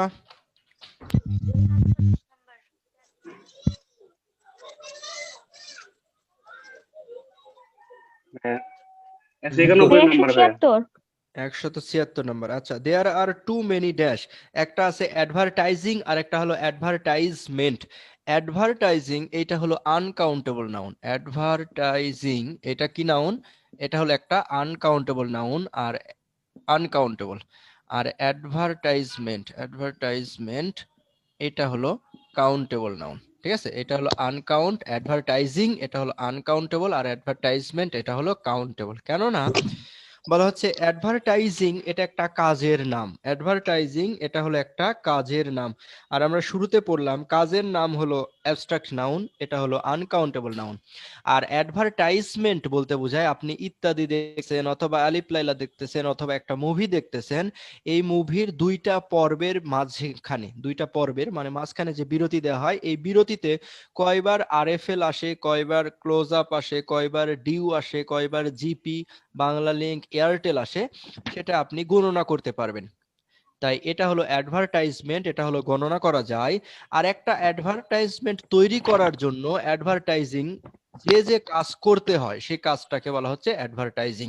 অর্থাৎ একটা হিরো বা একটা হিরোইন বা মডেল কতবার চুলে তা দিবে, কতবার মেকআপ নেবে, কি কি কথা বলবে, তাদের পরিচালক থাকবে, তাদের ডিরেকশন দেওয়া হবে, মানে এই যে সব কিছু মিলে এই অ্যাডভার্টাইজমেন্ট তৈরির যে কাজটা, সেই কাজটাকে বলা হচ্ছে অ্যাডভার্টাইজিং। এই অ্যাডভার্টাইজিং হলো আনকাউন্টেবল নাউন, কাজের নাম। আর অ্যাডভার্টাইজমেন্ট মানে কতবার দুইটা পর্বের মাঝে, ইত্যাদির দুইটা পর্বের মাঝে কতবার কেয়া কসমেটিক্স এর অ্যাড হবে, কতবার অন্য কোনো কোম্পানির অ্যাড হবে, সেটা গণনা করা যায়। এই জন্য অ্যাডভার্টাইজমেন্ট হলো কাউন্টেবল। এবারে আসি, আনকাউন্টেবল নাউনের সাথে কখনো এস ইএস হয় না, তাহলে অ্যাডভার্টাইজিং এর সাথে কি হয় না, এস বা ইএস হয় না। এরপরে আনকাউন্টেবল নাউনের আগে কখনো মেনি বসে না, মেনি হলো কাউন্টেবলের ডিটারমিনার, আপনাদের আগে লিখে দেওয়া হয়েছিল many, S N F C, এরা হলো কাউন্টেবলের ডিটারমিনার। ঠিক আছে, তাহলে প্রথমত মেনি দেয়া আছে।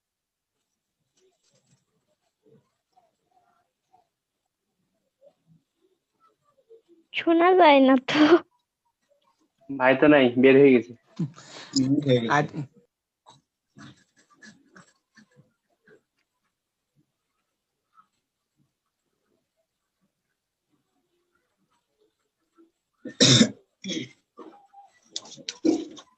ঠিক আছে, আর কিছু? ভাইয়া এখানে কোশ্চেন হচ্ছে ম্যানি মানেই তো অনেক, তাহলে অ্যাডভার্টাইজমেন্টস কেন হবে, এস কেন যুক্ত হবে? আপনারা কি বলেন, টু অ্যাপল না টু অ্যাপলস, কি বলেন? অ্যাপলস। তাহলে মেনি, আচ্ছা এরকম। মেনি অ্যাপল হবে না মেনি অ্যাপলস হবে, কি হবে? অ্যাপলস। Okay, thank you. এরপরে এপেস থেকে আর কার কোন আরেকজন কে জানি 196 না কত জানি প্রশ্ন করলো, আরেকবার বলতে হবে ভাই। 91 ভাই। 91, আমি আর ভুলে গেলে চলবে না, আমাকে মনে করে দিবেন, ঠিক আছে? তাহলে বলতেছে the milk he gave me has been spilled. এখন বলেন মিল্ক হলো একটা ম্যাটেরিয়াল নাউন, মিল্ক কোন নাউন? Material noun. মিল্ক হলো আনকাউন্টেবল নাউন। আমি আপনাদের পড়াইলাম দা লিটিল আর একটা হলো দা ফিউ। দা ফিউ বসে কাউন্টেবলের আগে আর দা লিটিল বসে আনকাউন্টেবলের আগে। এদের মানে হচ্ছে যা আছে তার সবগুলো। দা ফিউ মানে যা আছে তার সবগুলো, দা লিটিল মানেও যা আছে তার সবগুলো। ঠিক আছে, তাহলে এখন আপনার চিন্তা করতে হবে মিল্ক, সে আমাকে যা মিল্ক দিয়েছিল তার সবগুলোই নষ্ট হবে না কিছু অংশ নষ্ট হবে? মিল্ক হলো আনকাউন্টেবল নাউন, মিল্ক হলো ম্যাটেরিয়াল নাউন। এটা যদি নষ্ট হয় সবই নষ্ট। যেমন পানির কথা ধরেন, পানি যদি বিশুদ্ধ হয় সবই বিশুদ্ধ, যদি দূষিত হয় সবই কি? দূষিত। তার মানে মিল্ক যদি নষ্ট হয়, ম্যাটেরিয়াল নাউন সম্পূর্ণ অংশটাই নষ্ট। এই জন্য আপনার বলতে হবে the little milk he gave me has been spilled. ঠিক আছে, জি ভাই। ম্যাটেরিয়াল ভাই 194। Although southern California is a densely populated dash people live, আপনি যখন একটা সেন্টেন্সের ভিতরে although পাবেন, ইনস্পাইট ডেসপাইট পাবেন, তখন এই দুইটা সেন্টেন্সের ভিতরে বৈপরীত্য প্রকাশ করতে হবে, বৈসাদৃশ্য প্রকাশ করতে হবে, এদের মাঝে কোনো মিল থাকবে না। ক্লিয়ার? ইনস্পাইট ডেসপাইট বসে সিম্পলে, আর although বসে কমপ্লেক্সে, আর কম্পাউন্ডে গেলে বসে বাট। বলতেছে although southern California is densely populated, যদিও ক্যালিফোর্নিয়া, এই সাউদার্ন ক্যালিফোর্নিয়া, দক্ষিণ ক্যালিফোর্নিয়া, এটা হলো ডেন্সলি পপুলেটেড, খুবই জনবহুল একটা এলাকা, তবুও অনলি এ ফিউ পিপুল, নগণ্য সংখ্যক মানুষ কি করে? Live in the Northern part of the state, এই স্টেটের, এই রাজ্যের নর্দার্ন পার্টে, উত্তরাংশে খুবই নগণ্য বা গুটিকতক মানুষ বসবাস করে। বুঝতে পারলাম? পিপুল হইলো কাউন্টেবল, পিপুলের আগে লিটিল দেয়া যাবে না। আপনার মেনি পিপুল বাস করলে অলদো দেয়ার কোনো প্রয়োজন ছিল না। যেহেতু অলদো দেয়া আছে সেহেতু আপনার দুইটার মধ্যে বৈপরীত্য প্রকাশ করবে, বৈসাদৃশ্য প্রকাশ পাবে। এই জন্য আমরা বলতেছি only a few people, only a few people. আর কিছু? আচ্ছা, পরের পেজে চলে গেলাম, 15 নম্বর পেজ। 15 নম্বর পেজ থেকে কারো কোনো প্রশ্ন থাকলে বলেন। 15 নম্বর পেজ থেকে কারো কোনো সমস্যা থাকলে, প্রশ্ন থাকলে বলতে পারেন।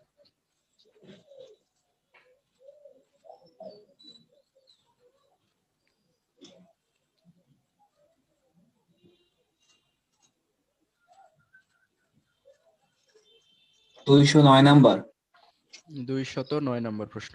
209 নম্বর প্রশ্ন বলতেছে there are dash milk in the fridge, there are dash milk in the fridge. আচ্ছা, এখন এখানে মিল্ক আছে, কি আছে বলেন তো?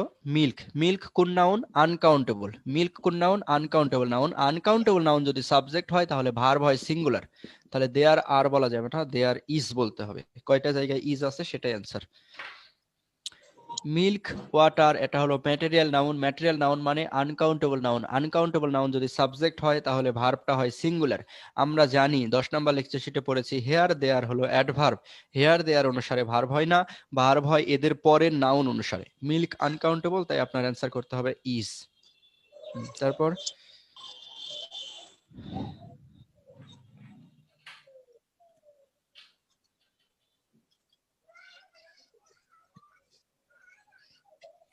একটু দ্রুত করি ভাই, এখনো তো 3টা শিট আছে, 2 3 4, শেষ করবো আর কখন নেই আমি? ভাইয়া। 15 নম্বর পেজে কারো কোনো সমস্যা? মনে হচ্ছে আপনাদের আজকে 3 4 নিতে পারবো না। এক আর 2 শুধু নিব। জি ভাই, এটা এক আর 2 শুধু নিতে হবে মনে হচ্ছে, কারণ ভাইয়া আপনাদের 2 যে নাম্বারটা স্টার্ট করেন। আচ্ছা, 15 নম্বর পেজে কারো কোনো সমস্যা আছে? না। আচ্ছা, সমস্যা না থাকলে আমরা 16 নম্বর পেজে গেলাম। 230 নাম্বার। 230 নম্বর প্রশ্ন বলতেছে fire resistant materials are used to retard. এখানে যে ড্যামেজ ওয়ার্ডটা আছে, ড্যামেজ মানে ক্ষতি, এটা হলো আনকাউন্টেবল নাউন। ড্যামেজ মানে ক্ষতি, এটা হলো অ্যাবস্ট্রাক্ট নাউন এবং আনকাউন্টেবল নাউন। অ্যাবস্ট্রাক্ট নাউন এবং আনকাউন্টেবল নাউন। আনকাউন্টেবল নাউনের আগে এ অ্যান্ড দা বসে না। এ নাম্বার অপশনে এ আছে, এ ড্যামেজ আপনি বলতে পারবেন না, তাহলে এ নাম্বার বাদ। বি নাম্বার অপশনে আছে ড্যামেজেস। ড্যামেজেস, ড্যামেজ বা ক্ষতি, আনকাউন্টেবল নাউন, এর সাথে এস বা ইএস দিতে পারবেন না। ঠিক তেমনি ডি নাম্বার অপশনেও আছে।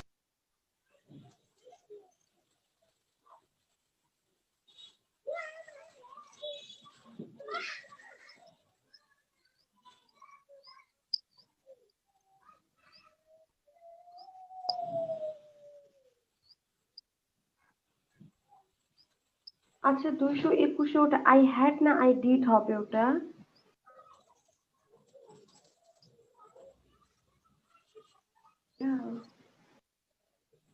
গুড। এটা ডিডি হবে মনে হয়। I would. উড।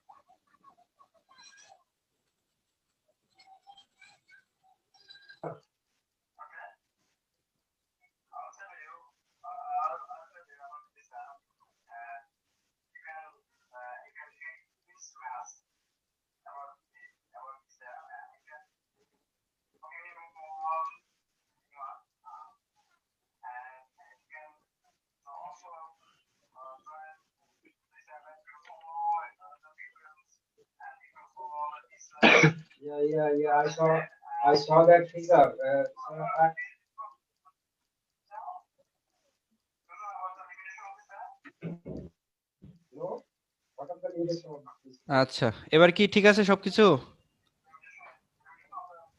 জি ভাইয়া। আচ্ছা, 2 নাম্বার লেকচার শিটে গেলাম আমরা। 2 নাম্বার লেকচার শিট। ভাইয়া আরেকটা ছিল কোশ্চেন। হ্যাঁ বলেন বলেন, কেবল ঘুম ভাঙলো আপনার? আপনি তো ছিলেন না। হ্যাঁ বলেন। 221 নম্বরটা ওটা কি আই ডিড না আই উড না কি? I would like, would could should এরা হলো মডাল, মডেলের পরে বসে ভার্বের base form. I comma did, I comma তারপরে আছে ডি, আই কমা ডি এর মানে হলো আই উড, ঠিক আছে? আই উড লাইক হলো ভার্বের বেস ফর্ম। এখানে সাম হইলো না কেন? আচ্ছা, এখানে আনকাউন্টেবল নাউনের আগে সামও হতে পারে, এ পিচ অফ ইনফরমেশনও হতে পারে, ঠিক আছে? এখানে যে সাম অ্যানসার করলে যে ভুল হবে এমন কোনো রুলস নাই। ইনফরমেশন, আনকাউন্টেবল নাউন, আনকাউন্টেবলের আগে সবই বসতে পারে। এখন কাউন্টারে গেলে আমরা সচরাচর ভদ্রতা দেখিয়ে বলি যে আমার একটা তথ্য দিলেই হবে, একটা তথ্য দিলেই হবে, এরকম বোঝাচ্ছে। এই জন্য I would like to have a piece of information, ঠিক আছে? আর এখানে মিজার ওয়ার্ড ব্যবহার করাটাই শ্রেয়।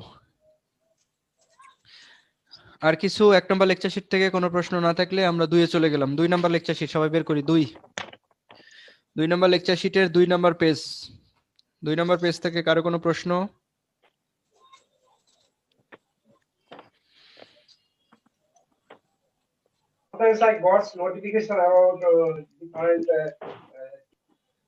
বুঝি নাই কি বললো? মনে হয় বাইরে কথা বলছো আমাদের সাথে। ও আচ্ছা, 2 নম্বর পেজে কারো সমস্যা না থাকলে 3 নম্বরে যাই। ভাই এখানে 12 নাম্বারটা। কয় নাম্বারটা? 12। হ্যাঁ, 12 নাম্বার কি সমস্যা? Which of the following does not add VES in plural form? কোনটার প্লুরাল করতে ভিইএস অ্যাড করার দরকার নাই? তাহলে উপরে তো দেয়া আছে রুফের সাথে কিভাবে প্লুরাল হয়? শুধুমাত্র এস যুক্ত করলে প্লুরাল হয়। রুফের সাথে শুধুমাত্র এস যুক্ত করে কি করা হয়? প্লুরাল করা হয়। I double F, E double F, O double F, double E F, double O F এগুলো আপনাদের পড়ানো হয়েছে। এটা তো পুরো একটা মুখস্থ বিষয়। হ্যাঁ, আচ্ছা মুখস্থ বিষয়। তাহলে 4 নম্বরে চলে যাই। 4 নম্বর পেজে কারো কোনো সমস্যা? মুখস্থর বিষয় বলে ছেড়ে দিলে তো হবে না। শীটটা কি আপনারা মুখস্থ করেছেন না পরীক্ষার আগের রাত্রে করবেন, কোনটা? হয়েছিল তো এখন। 4 নম্বর পেজে কারো কোনো সমস্যা আছে? না না, আচ্ছা, না তাহলে পরের পেজে গেলাম। 5 নম্বর পেজে কারো কোনো সমস্যা? 40% তোমার মেরা করতে আছে। 75 নাম্বার। 75-এ দেখি বলতেছে সিঙ্গুলার ফর্ম অফ সিলেবাস। আচ্ছা, প্লুরাল ফর্ম অফ সিলেবাস। কি সমস্যা এখানে? সিলেবাসের প্লুরাল ফর্ম এখানে, এটা তো ছকে তো দেয়াই আছে। ছকে তাকান, ছকে উপরে ছকে তাকান তাইলে দেখতে পাবেন সিলেবাস এর প্লুরাল ফর্ম। ছক আছে না উপরে? ছকে দেয়া আছে যেমন স্টিমুলাস, স্টিমুলি, লোকাস, লোকি, তারপরে দেয়া আছে সিলেবাস থেকে সিলাবি অথবা সিলেবাসেস। তাহলে সিলাবি তো অপশনে নাই, সিলেবাসেস অ্যান্সার। 55-তে কি বলতেছে? Phenomenon data are called foreign plural. আচ্ছা, 55 নাম্বার বলা হচ্ছে বাংলা ভাষায় আমরা দৈনন্দিন জীবনে যে শব্দগুলো ইউজ করি এর সবগুলা কিন্তু বাংলা শব্দ না। এর কেউ আছে পর্তুগিজ, কেউ আছে হিন্দি, কিছু আছে সংস্কৃত ভাষা শব্দ, আরবি, ফার্সি ভাষার শব্দ। ঠিক তেমনি ইংলিশে আমরা যতগুলো ওয়ার্ড ইউজ করি, লিখি, পড়ি, এর সবগুলাই ইংরেজি ওয়ার্ড না। এরা কেউ কেউ আসছে অন্য ভাষা থেকে আগত। যারা অন্য ভাষা থেকে আগত তাদেরকে বলা হচ্ছে ফরিন প্লুরাল, ঠিক আছে?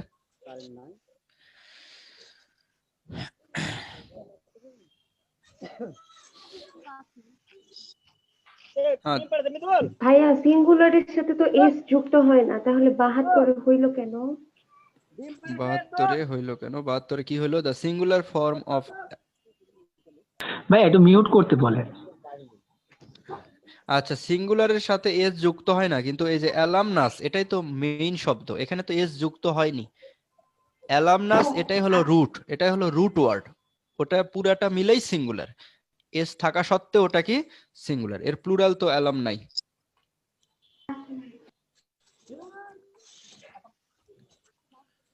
অ্যালামনাস মানে বুঝেন না? আপনারা স্কুল পাশ করে বের হয়ে চলে আসছেন, কলেজ পাশ করে বের হয়ে চলে আসছেন, আপনারা এখন হলো সবাই মিলে প্লুরাল হলে বলা হয় অ্যালামনাই। আপনারা ওই হাই স্কুলের, ওই প্রাইমারি স্কুলের, ওই কলেজের অ্যালামনাই, প্রাক্তন ছাত্রছাত্রী, ঠিক আছে? অ্যালামনাস একজনকে বুঝাইলে অ্যালামনাস, আর একের অধিক হলো অ্যালামনাই। তারপর 6 নম্বর পেজে যাই, কারো কোনো সমস্যা থাকলে বলেন।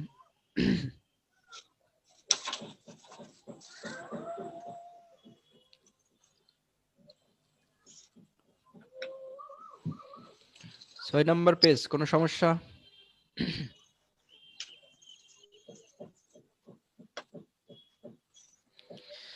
সমস্যা না থাকলে 7 নম্বর পেজে চলে গেলাম। এই পেজে কারো কোনো সমস্যা আছে? 7 নম্বর পেজের 110 নম্বর প্রশ্নের অ্যান্সারটা একটু চেঞ্জ করে নেবেন। 7 নম্বর পেজ 110 নম্বর প্রশ্নের অ্যান্সার হবে সি। ঠিকই আছে, তবে এই যে কানুন লেখা আছে, এই কানুনের সাথে এস যুক্ত করে নেবেন, কানুন থেকে কানুনস। যদি আপনাকে এই ওয়ার্ডটা দেয় CANON, CANONS, এই কানুন মানে নিয়ম কানুন, এর মানে হলো নিয়ম কানুন, আমরা তো বাংলায় বলি নিয়ম কানুন, ঠিক আছে? আর আরেকটা আছে CANNON, ক্যানন, CANNON, ক্যানন। এই ক্যানন মানে হলো কামান। এইটার সিঙ্গুলার ফর্মও যা, প্লুরাল ফর্মও তা একই, সিঙ্গুলারও যা, প্লুরালও তা। কিন্তু যখন বলতেছে কানুন, কানুন মানে নিয়ম কানুন, এটার প্লুরাল আছে, সেটি হলো এস, কাননস। আচ্ছা, তাহলে 110 এর অ্যান্সার সি হবে, কিন্তু কানুনের সাথে কি হবে? এস যুক্ত হবে। আর এখানে যে ছক দেয়া আছে 23 নাম্বার রুলের নিচে যে ছক দেয়া আছে, ওই ছকের 3 নাম্বার শব্দ আছে CANANON, এই শব্দটা দেয়া আছে। এটা না করে আপনারা এটা করে নেন, নিচেরটা, ওই আগেরটা কেটে দিয়ে এটা লিখবেন CANNON, পরেরটা সিঙ্গুলারও যা, প্লুরালও তা, CANNON। আর এই 7 নাম্বার পেজের ডান পাশে 125 নাম্বার যে প্রশ্ন আছে, এটার অ্যান্সার সি করে নেবেন। 125 এর অ্যান্সার হবে C number, 125 C number answer.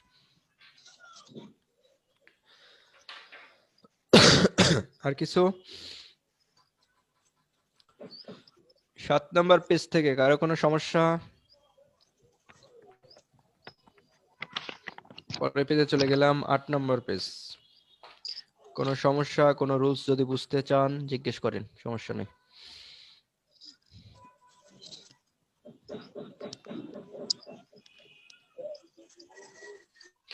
আবারও বলে দিচ্ছি আপনাদেরকে, কেউ যদি লজ্জা পান, লজ্জা পেয়ে শাইনেসের কারণে যদি প্রশ্ন না করেন, যে প্রশ্ন যদি করি এত সহজ প্রশ্ন, আমার সাথে যে সহপাঠীরা আছে তারা কি মনে করবে? মনে করবে এই ছেলেটা এত বোকা, এই মেয়েটা এত বোকা, এটাই বুঝে না। তাহলে আপনার সমস্যা আপনার কাছেই থেকে যাবে। যদি এটা অফলাইনে ক্লাস হইতো, চোখ মুখ দেখে অনেক সময় বোঝা যেত যে আমি একটা রুলস পড়ালাম, পোলাপান বুঝলো কি বুঝলো না।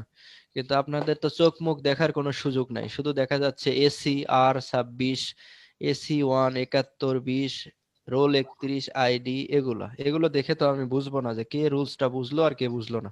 তাই আবারও বলছি, কারো যদি মনে হয়, মনের ভিতরে যদি আসে যে এই রুলসটা আরেকবার বোঝা উচিত, তাহলে আপনি জিজ্ঞেস করতে পারেন, ঠিক আছে? শুধু যে এক্স কোশ্চেন নিয়ে প্রশ্ন করতে হবে তা না, যদি কোনো রুলস বুঝতে মনে চায় যে এটা আরেকবার বোঝা উচিত, তাহলে প্রশ্ন করতে পারেন। ওকে, 8 নাম্বার পেজ থেকে কারো কোনো সমস্যা আছে? ভাইয়া 31 নাম্বার রুলসটা বোঝাই দেন। 31 নাম্বার রুলস বলতেছে বর্ণ, সংখ্যা, প্রতীক এদেরকে প্লুরাল করতে হলে অ্যাপোস্ট্রফি এস যুক্ত করতে হয়। যেমন ইব্রাহিম, আমার নাম হলো ইব্রাহিম, এখানে কয়টা এ আছে? একটা, দুইটা। এখন কেউ আমার নাম্বার নিল, নেয়ার পরে বলতেছে ভাইয়া কি নামে সেভ করব, কি নামে সেভ করব? আপনারা এভাবে মানে কথা বলার সময় যদি কারো নাম্বার নিলে, নেওয়ার পরে যদি তাকে জিজ্ঞেস করেন ভাই আপনার নাম কি, তাহলে মাইন্ড করবে যে আমার নামই জানে না, নাম্বার নিল। তো ওভাবে না বলে আপনার এভাবে জিজ্ঞেস করতে পারেন যে ভাইয়া কি নামে সেভ করব, তাহলে তখন সে বুঝতে পারবে যে হয়তো নাম জানে কিন্তু জানতে চাচ্ছে যে আসলে স্পেলিংটা কি হবে, বা আমার কোন নামে সেভ করবে, ভালো নামে না নিকনেমে, ঠিক আছে? তাহলে আমাকে জিজ্ঞেস করলো যে কি নামে সেভ করব, আমি বলতেছি ইব্রাহিম, এখন বললাম, তখন সে জানে না, আমার নাম কোনোদিন শুনেনি, সে কনফিউজড, আই দিয়ে লিখবে না ই দিয়ে লিখবে। তখন আমি তাকে সহজ করে দেওয়ার জন্য এভাবে বলে দিচ্ছি, there are TW2 IS in my name, there are 2 IS in my name. আমি যদি এভাবে আই লিখে তারপরে এস লিখি, তাহলে ওই ব্যক্তিটা মনে করবে যে আমার নামের ভিতরে আইও আছে এসও আছে, আইও আছে এসও আছে। আমার নামে কি কোনো এস আছে? নাই কে নাই। এই জন্য আলাদা করে দিতে হবে। কি করে দিতে হবে? আলাদা করে দিতে হবে। বলতে হবে আই, তারপরে অ্যাপোস্ট্রফি, তারপরে হলো এস। তাহলে আমি আলাদা করে দিলাম, তাহলে সে বুঝবে ও আই আছে এস নাই, কিন্তু প্লুরাল করার জন্য কি দিল? অ্যাপোস্ট্রফি এস দিল। ঠিক আছে? তাহলে এরকম ভাবে একটা বর্ণ, একটা লেটার বা একটা সংখ্যা বা একটা প্রতীককে, যেমন 522 এটা একটা সংখ্যা, বলতেছে এখানে কয়টা 2 আছে, তাহলে দেয়ার আর 2 দিয়ে অ্যাপোস্ট্রফি এস, 2 টুস। ঠিক আছে? যেমন 100 আমরা জানি 10 10 100, 10 10 100, তাহলে কয়টা 10 আছে? 10 টেন্স, 10 টেন্স। ঠিক আছে? ভাইয়া তারপর আর 32টা একটু বলেন। 32 নম্বর রুলসটা বলতেছে ফ্র্যাকশন বা ভগ্নাংশ অনুসারে কখনো একটা সেন্টেন্সের ভার্ব হয় না। তাহলে কি বললাম? ফ্র্যাকশন বা ভগ্নাংশ অনুসারে কখনোই একটা সেন্টেন্সের কি হয় না? ভার্ব হয় না। ফ্র্যাকশন বা ভগ্নাংশ অনুসারে ভার্ব হয় না। ভার্ব হয় এর পরে নাউন বা প্রোনাউন অনুসারে। ফ্র্যাকশন বা ভগ্নাংশের পরে যে নাউন বা প্রোনাউন থাকবে, সেই নাউন বা প্রোনাউন অনুসারে ভার্ব হয়। যেমন আমি যদি লিখি 1/4, তাহলে এটাকে আমি ইংলিশে কি লিখবো লেখার সময়? অথবা আমি লিখলাম 1/3, এটা লেখার সময় আমি কি লিখবো? এই 1/4 এটাকে আমার লিখতে হবে 1, এরপর এখানে গিয়ে লিখতে হবে 4th। লবে যেটি আছে, লব যেটি, সেটি হবে কার্ডিনালে, আর হর হবে অর্ডিনালে, 1/4। কিন্তু আমি এখানে এস দিতে পারবো না। আবার 1/3, তাহলে আমার লিখতে হবে 1THIRD, থার্ড। এখানে আবার কি দিতে হবে না? এস দিতে হবে না, কারণ লবের জায়গায় 1 আছে, সিঙ্গুলার আছে। কিন্তু আমি যদি লিখি 2/4, তাহলে আমি কি লিখবো? আমার বলতে হবে 2/4 এর সাথে কি যুক্ত করতে হবে? এস। লবে যখনই 1-এর চেয়ে বড় সংখ্যা থাকবে, তখন এখানে কি যুক্ত করে দিতে হবে? এস, 2/4। ঠিক তেমনি 1/3, আমি যদি 2/3 লিখতে চাই, তাহলে আমার কি লিখতে হবে? 2THIRD, third. থার্ড। যেহেতু এখানে 1-এর চেয়ে বড় সংখ্যা, যখনই 1-এর চেয়ে বড় সংখ্যা হবে, তখন কি করব? এস যুক্ত করব। ঠিক আছে? এটা হলো ফ্র্যাকশন বা ভগ্নাংশ লেখার নিয়ম। ফ্র্যাকশন বা ভগ্নাংশ যখন লিখবো 1/4, কিন্তু যখনই সংখ্যাটা 2 হয়ে যাবে, তখন আমি বলবো 4ths। 1/3, কিন্তু সংখ্যাটা যখনই 2 হয়ে যাবে, লবে যখনই 1-এর চেয়ে বড় হবে, তখন আমার বলতে হবে 2/3। এটা আমরা ফ্র্যাকশন বা ভগ্নাংশ লেখা শিখলাম। এখন বলা হচ্ছে ফ্র্যাকশন বা ভগ্নাংশ অনুসারে কখনো একটা সেন্টেন্সের ভার্ব হয় না। একটা সেন্টেন্সের ভার্ব হয় এর ফ্র্যাকশন বা ভগ্নাংশের পরে যে নাউন বা প্রোনাউন আসে, সেই নাউন বা প্রোনাউন অনুসারে। এর পরে নাউন প্রোনাউন সিঙ্গুলার, ভার্ব হবে সিঙ্গুলার। এর পরে নাউন প্রোনাউন প্লুরাল হইলে ভার্বটাও কি হবে? Plural. Noun pronoun singular, verb singular, noun pronoun plural, ভার্বটাও কি হবে? প্লুরাল। এখন যদি এভাবে বলে 1/3 of the work, 1/3 of the work, আপনারা মনে করবেন 1/3 অনুসারে ভার্ব হবে না। এই অফের আগে যারা আছে এদের অনুসারে ভার্ব হবে না, ভার্ব হবে এই ওয়ার্ক অনুসারে। ওয়ার্ক সিঙ্গুলার, আপনার বলতে হবে ইজ হবে না আর হবে? আপনার বলতে হবে ইজ হবে। কি হবে? Is finished. কেন ইজ হবে? কারণ ওয়ার্ক হলো আনকাউন্টেবল, আনকাউন্টেবল নাউন সাবজেক্ট হলে ভার্ব হলো সিঙ্গুলার। এখন আপনি যদি এখানে 2 দেন, 2, তাহলে আর কি থার্ড বলা যাবে? কি বলতে হবে? 2। 1 দিলে এস দেওয়া যাবে না, 1-এর চেয়ে বড় সংখ্যা হলে কি দিতে হবে? এস দিতে হবে। 2/3 অফ দা ওয়ার্ক হলো আনকাউন্টেবল, ওয়ার্কের সাথে কি এস দিতে পারবো আমি? না। তাহলে আনকাউন্টেবল নাউন যদি সাবজেক্ট হয়, এবারেও ভার্বটা কি হবে? ইজ হবে না আর হবে? Is.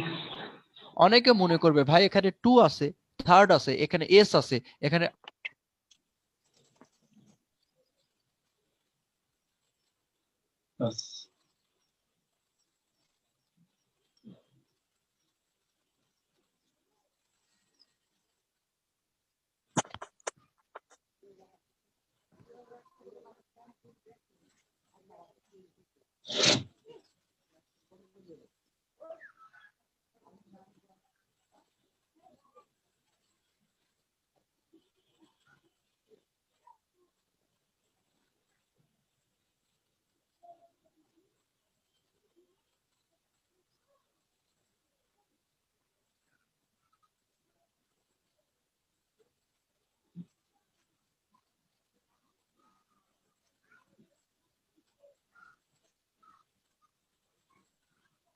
one fifth of the students এখন এখানে আর প্রেজেন্ট বলতে হবে, কারণ 1/5 ফ্র্যাকশন অনুসারে ভার্ব হবে না, ভার্ব হবে স্টুডেন্টস অনুসারে। স্টুডেন্টস যেহেতু প্লুরাল, ভার্ব হবে প্লুরাল।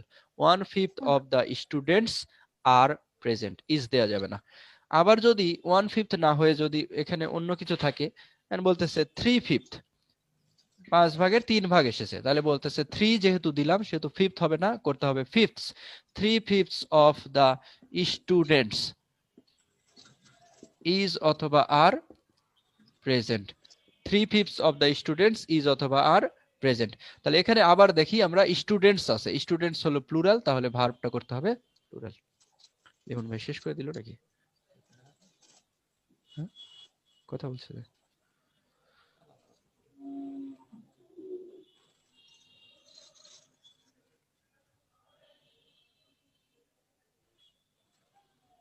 হ্যাঁ, 131। ঠিক করে একটু। তাহলে আমরা কি পাইলাম? 1/5 এই ফ্র্যাকশন বা ভগ্নাংশ অনুসারে ভার্ব হয় না, ভার্ব হয় এর পরের নাউন অনুসারে। এর পরের noun plural, verb plural, noun plural, verb plural. আর আগেরটাতে ওয়ার্কের বেলায় নাউন ছিল সিঙ্গুলার, ভার্ব ছিল সিঙ্গুলার। 100 কত নম্বর? 30। হ্যাঁ 131 বলতেছে my parent home is one of the towns posh areas. আচ্ছা, এখানে প্যারেন্ট আমরা যখন একজন বালকের কোনো কিছু বোঝাবো, একজন বালকের মালিকানা বোঝাবো, তখন আমরা বলি রহিম থেকে রহিমস। রহিম থেকে কি করি? রহিমস পেন। এটা কার কলম? বলতেছে রহিমস পেন, এটা হলো রহিমের কলম। কিন্তু যখন আমরা স্কুলের কথা বলি, একটা বালকদের যে স্কুল, বয়েজ স্কুল, এটা আমি কিভাবে লিখবো? যদি একটা বালকের স্কুল হতো তাহলে বলতাম বয়েজ স্কুল। কিন্তু একটা বালকের কি স্কুল? স্কুল হয় একাধিক বালকের, অনেকগুলা বালকদের স্কুল। তাহলে আমার বলতে হবে আগে বয়েজ প্লুরাল করতে হবে, তারপরে দিতে হবে অ্যাপোস্ট্রফি, তারপরে এস।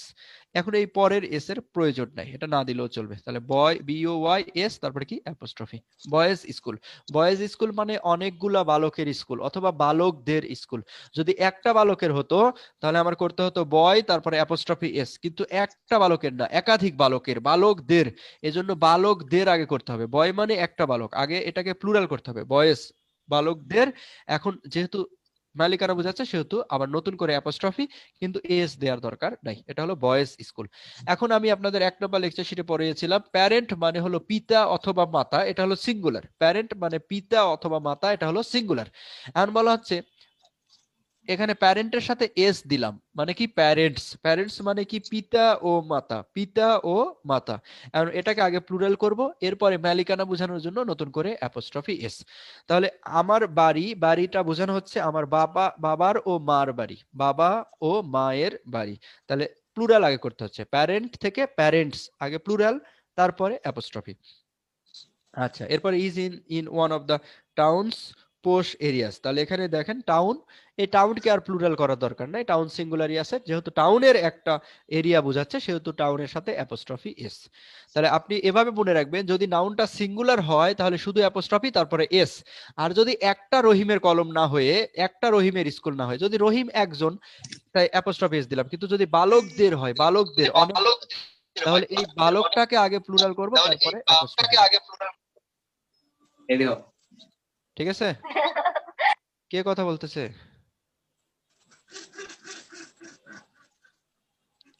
ঠিক তেমনি এখানে প্যারেন্টস মানে পিতা ও মাতা, পিতা ও মাতা, পিতা ও মাতা বোঝানোর জন্য প্যারেন্টস কে আগে প্লুরাল করব তারপরে অ্যাপোস্ট্রফি এস করব। হ্যাঁ, আর কিছু?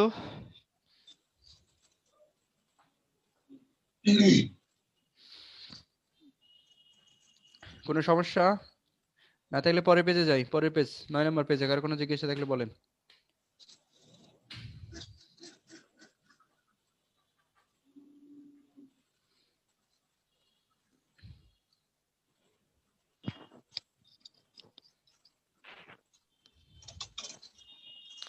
নাই ভাইয়া।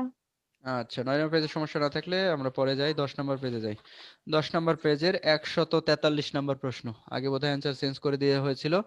143, 143 এর অ্যান্সার ডি করে নেবেন। 10 নম্বর পেজের 143 এর অ্যান্সার করবেন ডি।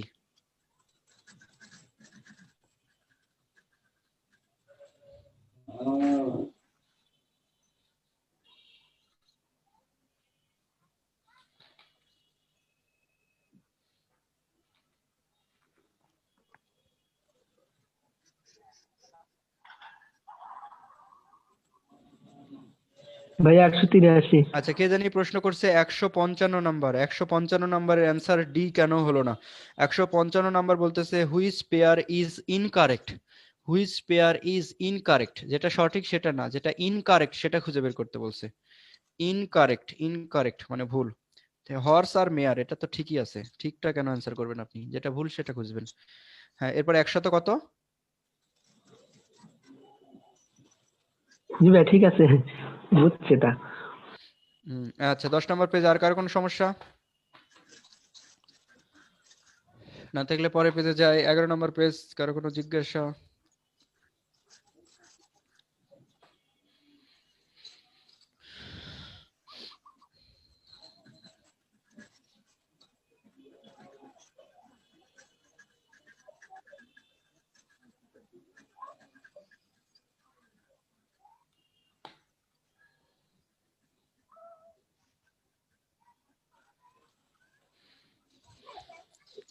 ভাই এটা 201 নাম্বারটা দেখেন তো।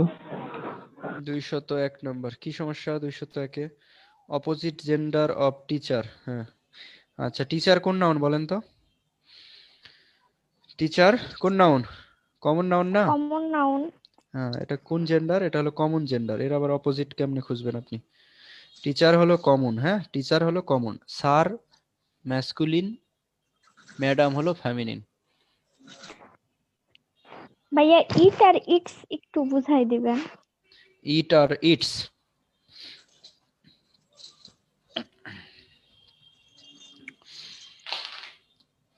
আইটি তারপরে অ্যাপোস্ট্রফি এস একটা আছে, আর আইটি শুধু এস একটা আছে। যখন বলতেছে আইটি দিয়ে অ্যাপোস্ট্রফি এস, এর মানে হলো ইট ইজ, এর মানে হলো ইট হ্যাজ, এর মানে হলো ইট ওয়াজ। তিনটাই হতে পারে। আইটি অ্যাপোস্ট্রফি এস এর মানে ইট ইজ, এর মানে ইট হ্যাজ, এর মানে ইট ওয়াজ। আর যখন বলতেছে ইটস, এই ইটসটা হলো পজেসিভ ফর্ম। এটা হলো পজেসিভ ফর্ম অফ ইট।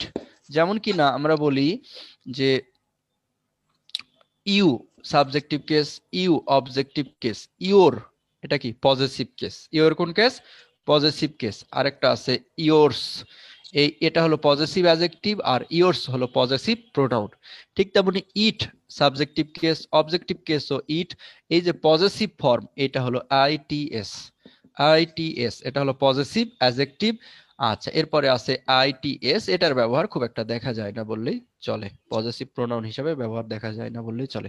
তাহলে আইটি দিয়ে যখন অ্যাপোস্ট্রফি এস দিবে তখন আমরা ধরে নিব ইট ইজ, এটাই মানে হলো ইট হ্যাজ, এটার মানে হলো ইট ওয়াজ। কিন্তু যখন আইটিএস অ্যাপোস্ট্রফি দেয় তখন আমরা বলবো এই আইটিএস হলো এই যে ইট আছে, আইটি ইট এটার পজেসিভ কেস। এই আইটিএস এর মানে ইহার, ইহার বা এটার। আর কিছু?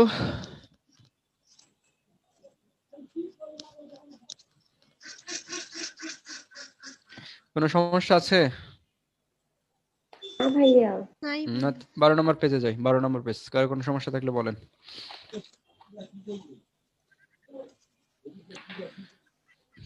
12 নম্বর পেজে কারো যদি কোনো সমস্যা থাকে বলেন।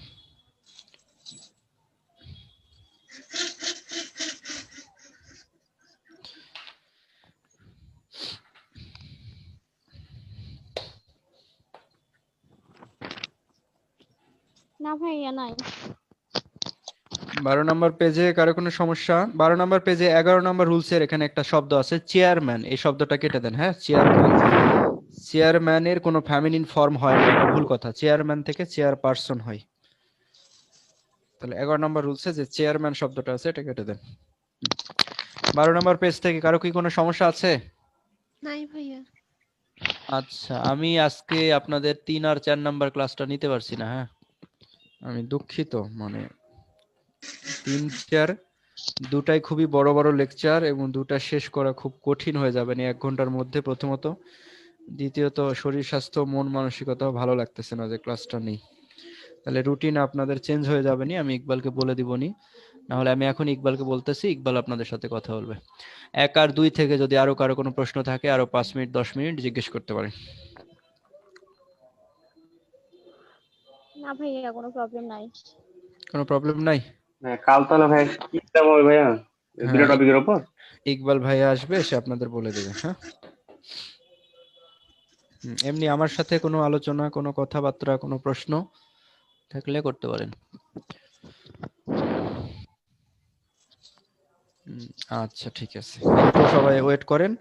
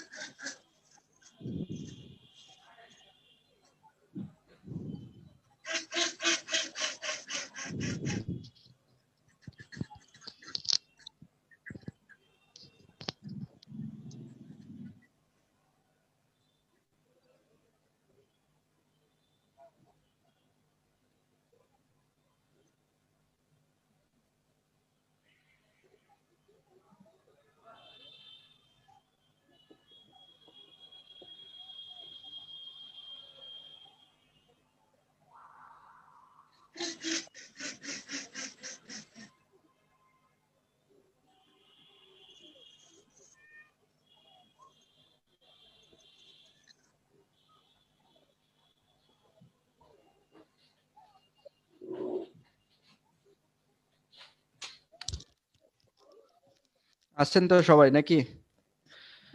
জি ভাই। আচ্ছা তাহলে আগামীকাল আপনাদের 1 নাম্বার আর 2 নাম্বার লেকচার শিটের পরীক্ষা হবে শুধু, ঠিক আছে? 1 আর 2 খুব ভালো করে পড়বেন। আর এরপরে যেদিন 5 নাম্বার আর 6 নাম্বার ক্লাস হওয়ার কথা ছিল ইংলিশ, সেই দিন 3 আর 4 হবে, ঠিক আছে? কি আপনারা খুশি হলেন না বিরক্ত হলেন? ভাইয়া খুশি হয়েছিল। আপনারা খুশি হলেন, আপনাকে খুশি করতে গিয়ে তো আমি বিপদে পড়ে যাবো মনে হচ্ছে। মামুন ভাই তো যে করা মানুষ, বলবে যে এটা কেন করা হলো, কিন্তু আমার মানে আর ইচ্ছা করতেছে না আজকে ক্লাসটা ভাইয়া, কন্টিনিউ করি। হ্যাঁ বলেন। মামুন ভাইয়ের সাথে একটু সাক্ষাৎ করাইন আমাদের। আপনাদের সাক্ষাৎ হয়নি মামুন ভাইয়ের সাথে? ওই না তো। আহ, মাহমুদা খাতুন জুই বলতেছে খুব খুশি, ধন্যবাদ। আচ্ছা আমি বলে দিব নিনান, দেখা সাক্ষাৎ হবে আপনাদের, ঠিক আছে? তাহলে শেষ করে দিলাম মিটিং। আগামীকাল ও তো ইকবাল তো আগে বলে দিচ্ছে 2টা থেকে 5টার মধ্যে পরীক্ষা দিবেন, 1 নাম্বার আর 2 নাম্বার লেকচার শিটের উপরে, কেমন? আচ্ছা আচ্ছা আল্লাহ হাফেজ। আচ্ছা ভাই, আসসালামু আলাইকুম। ওয়ালাইকুম আসসালাম।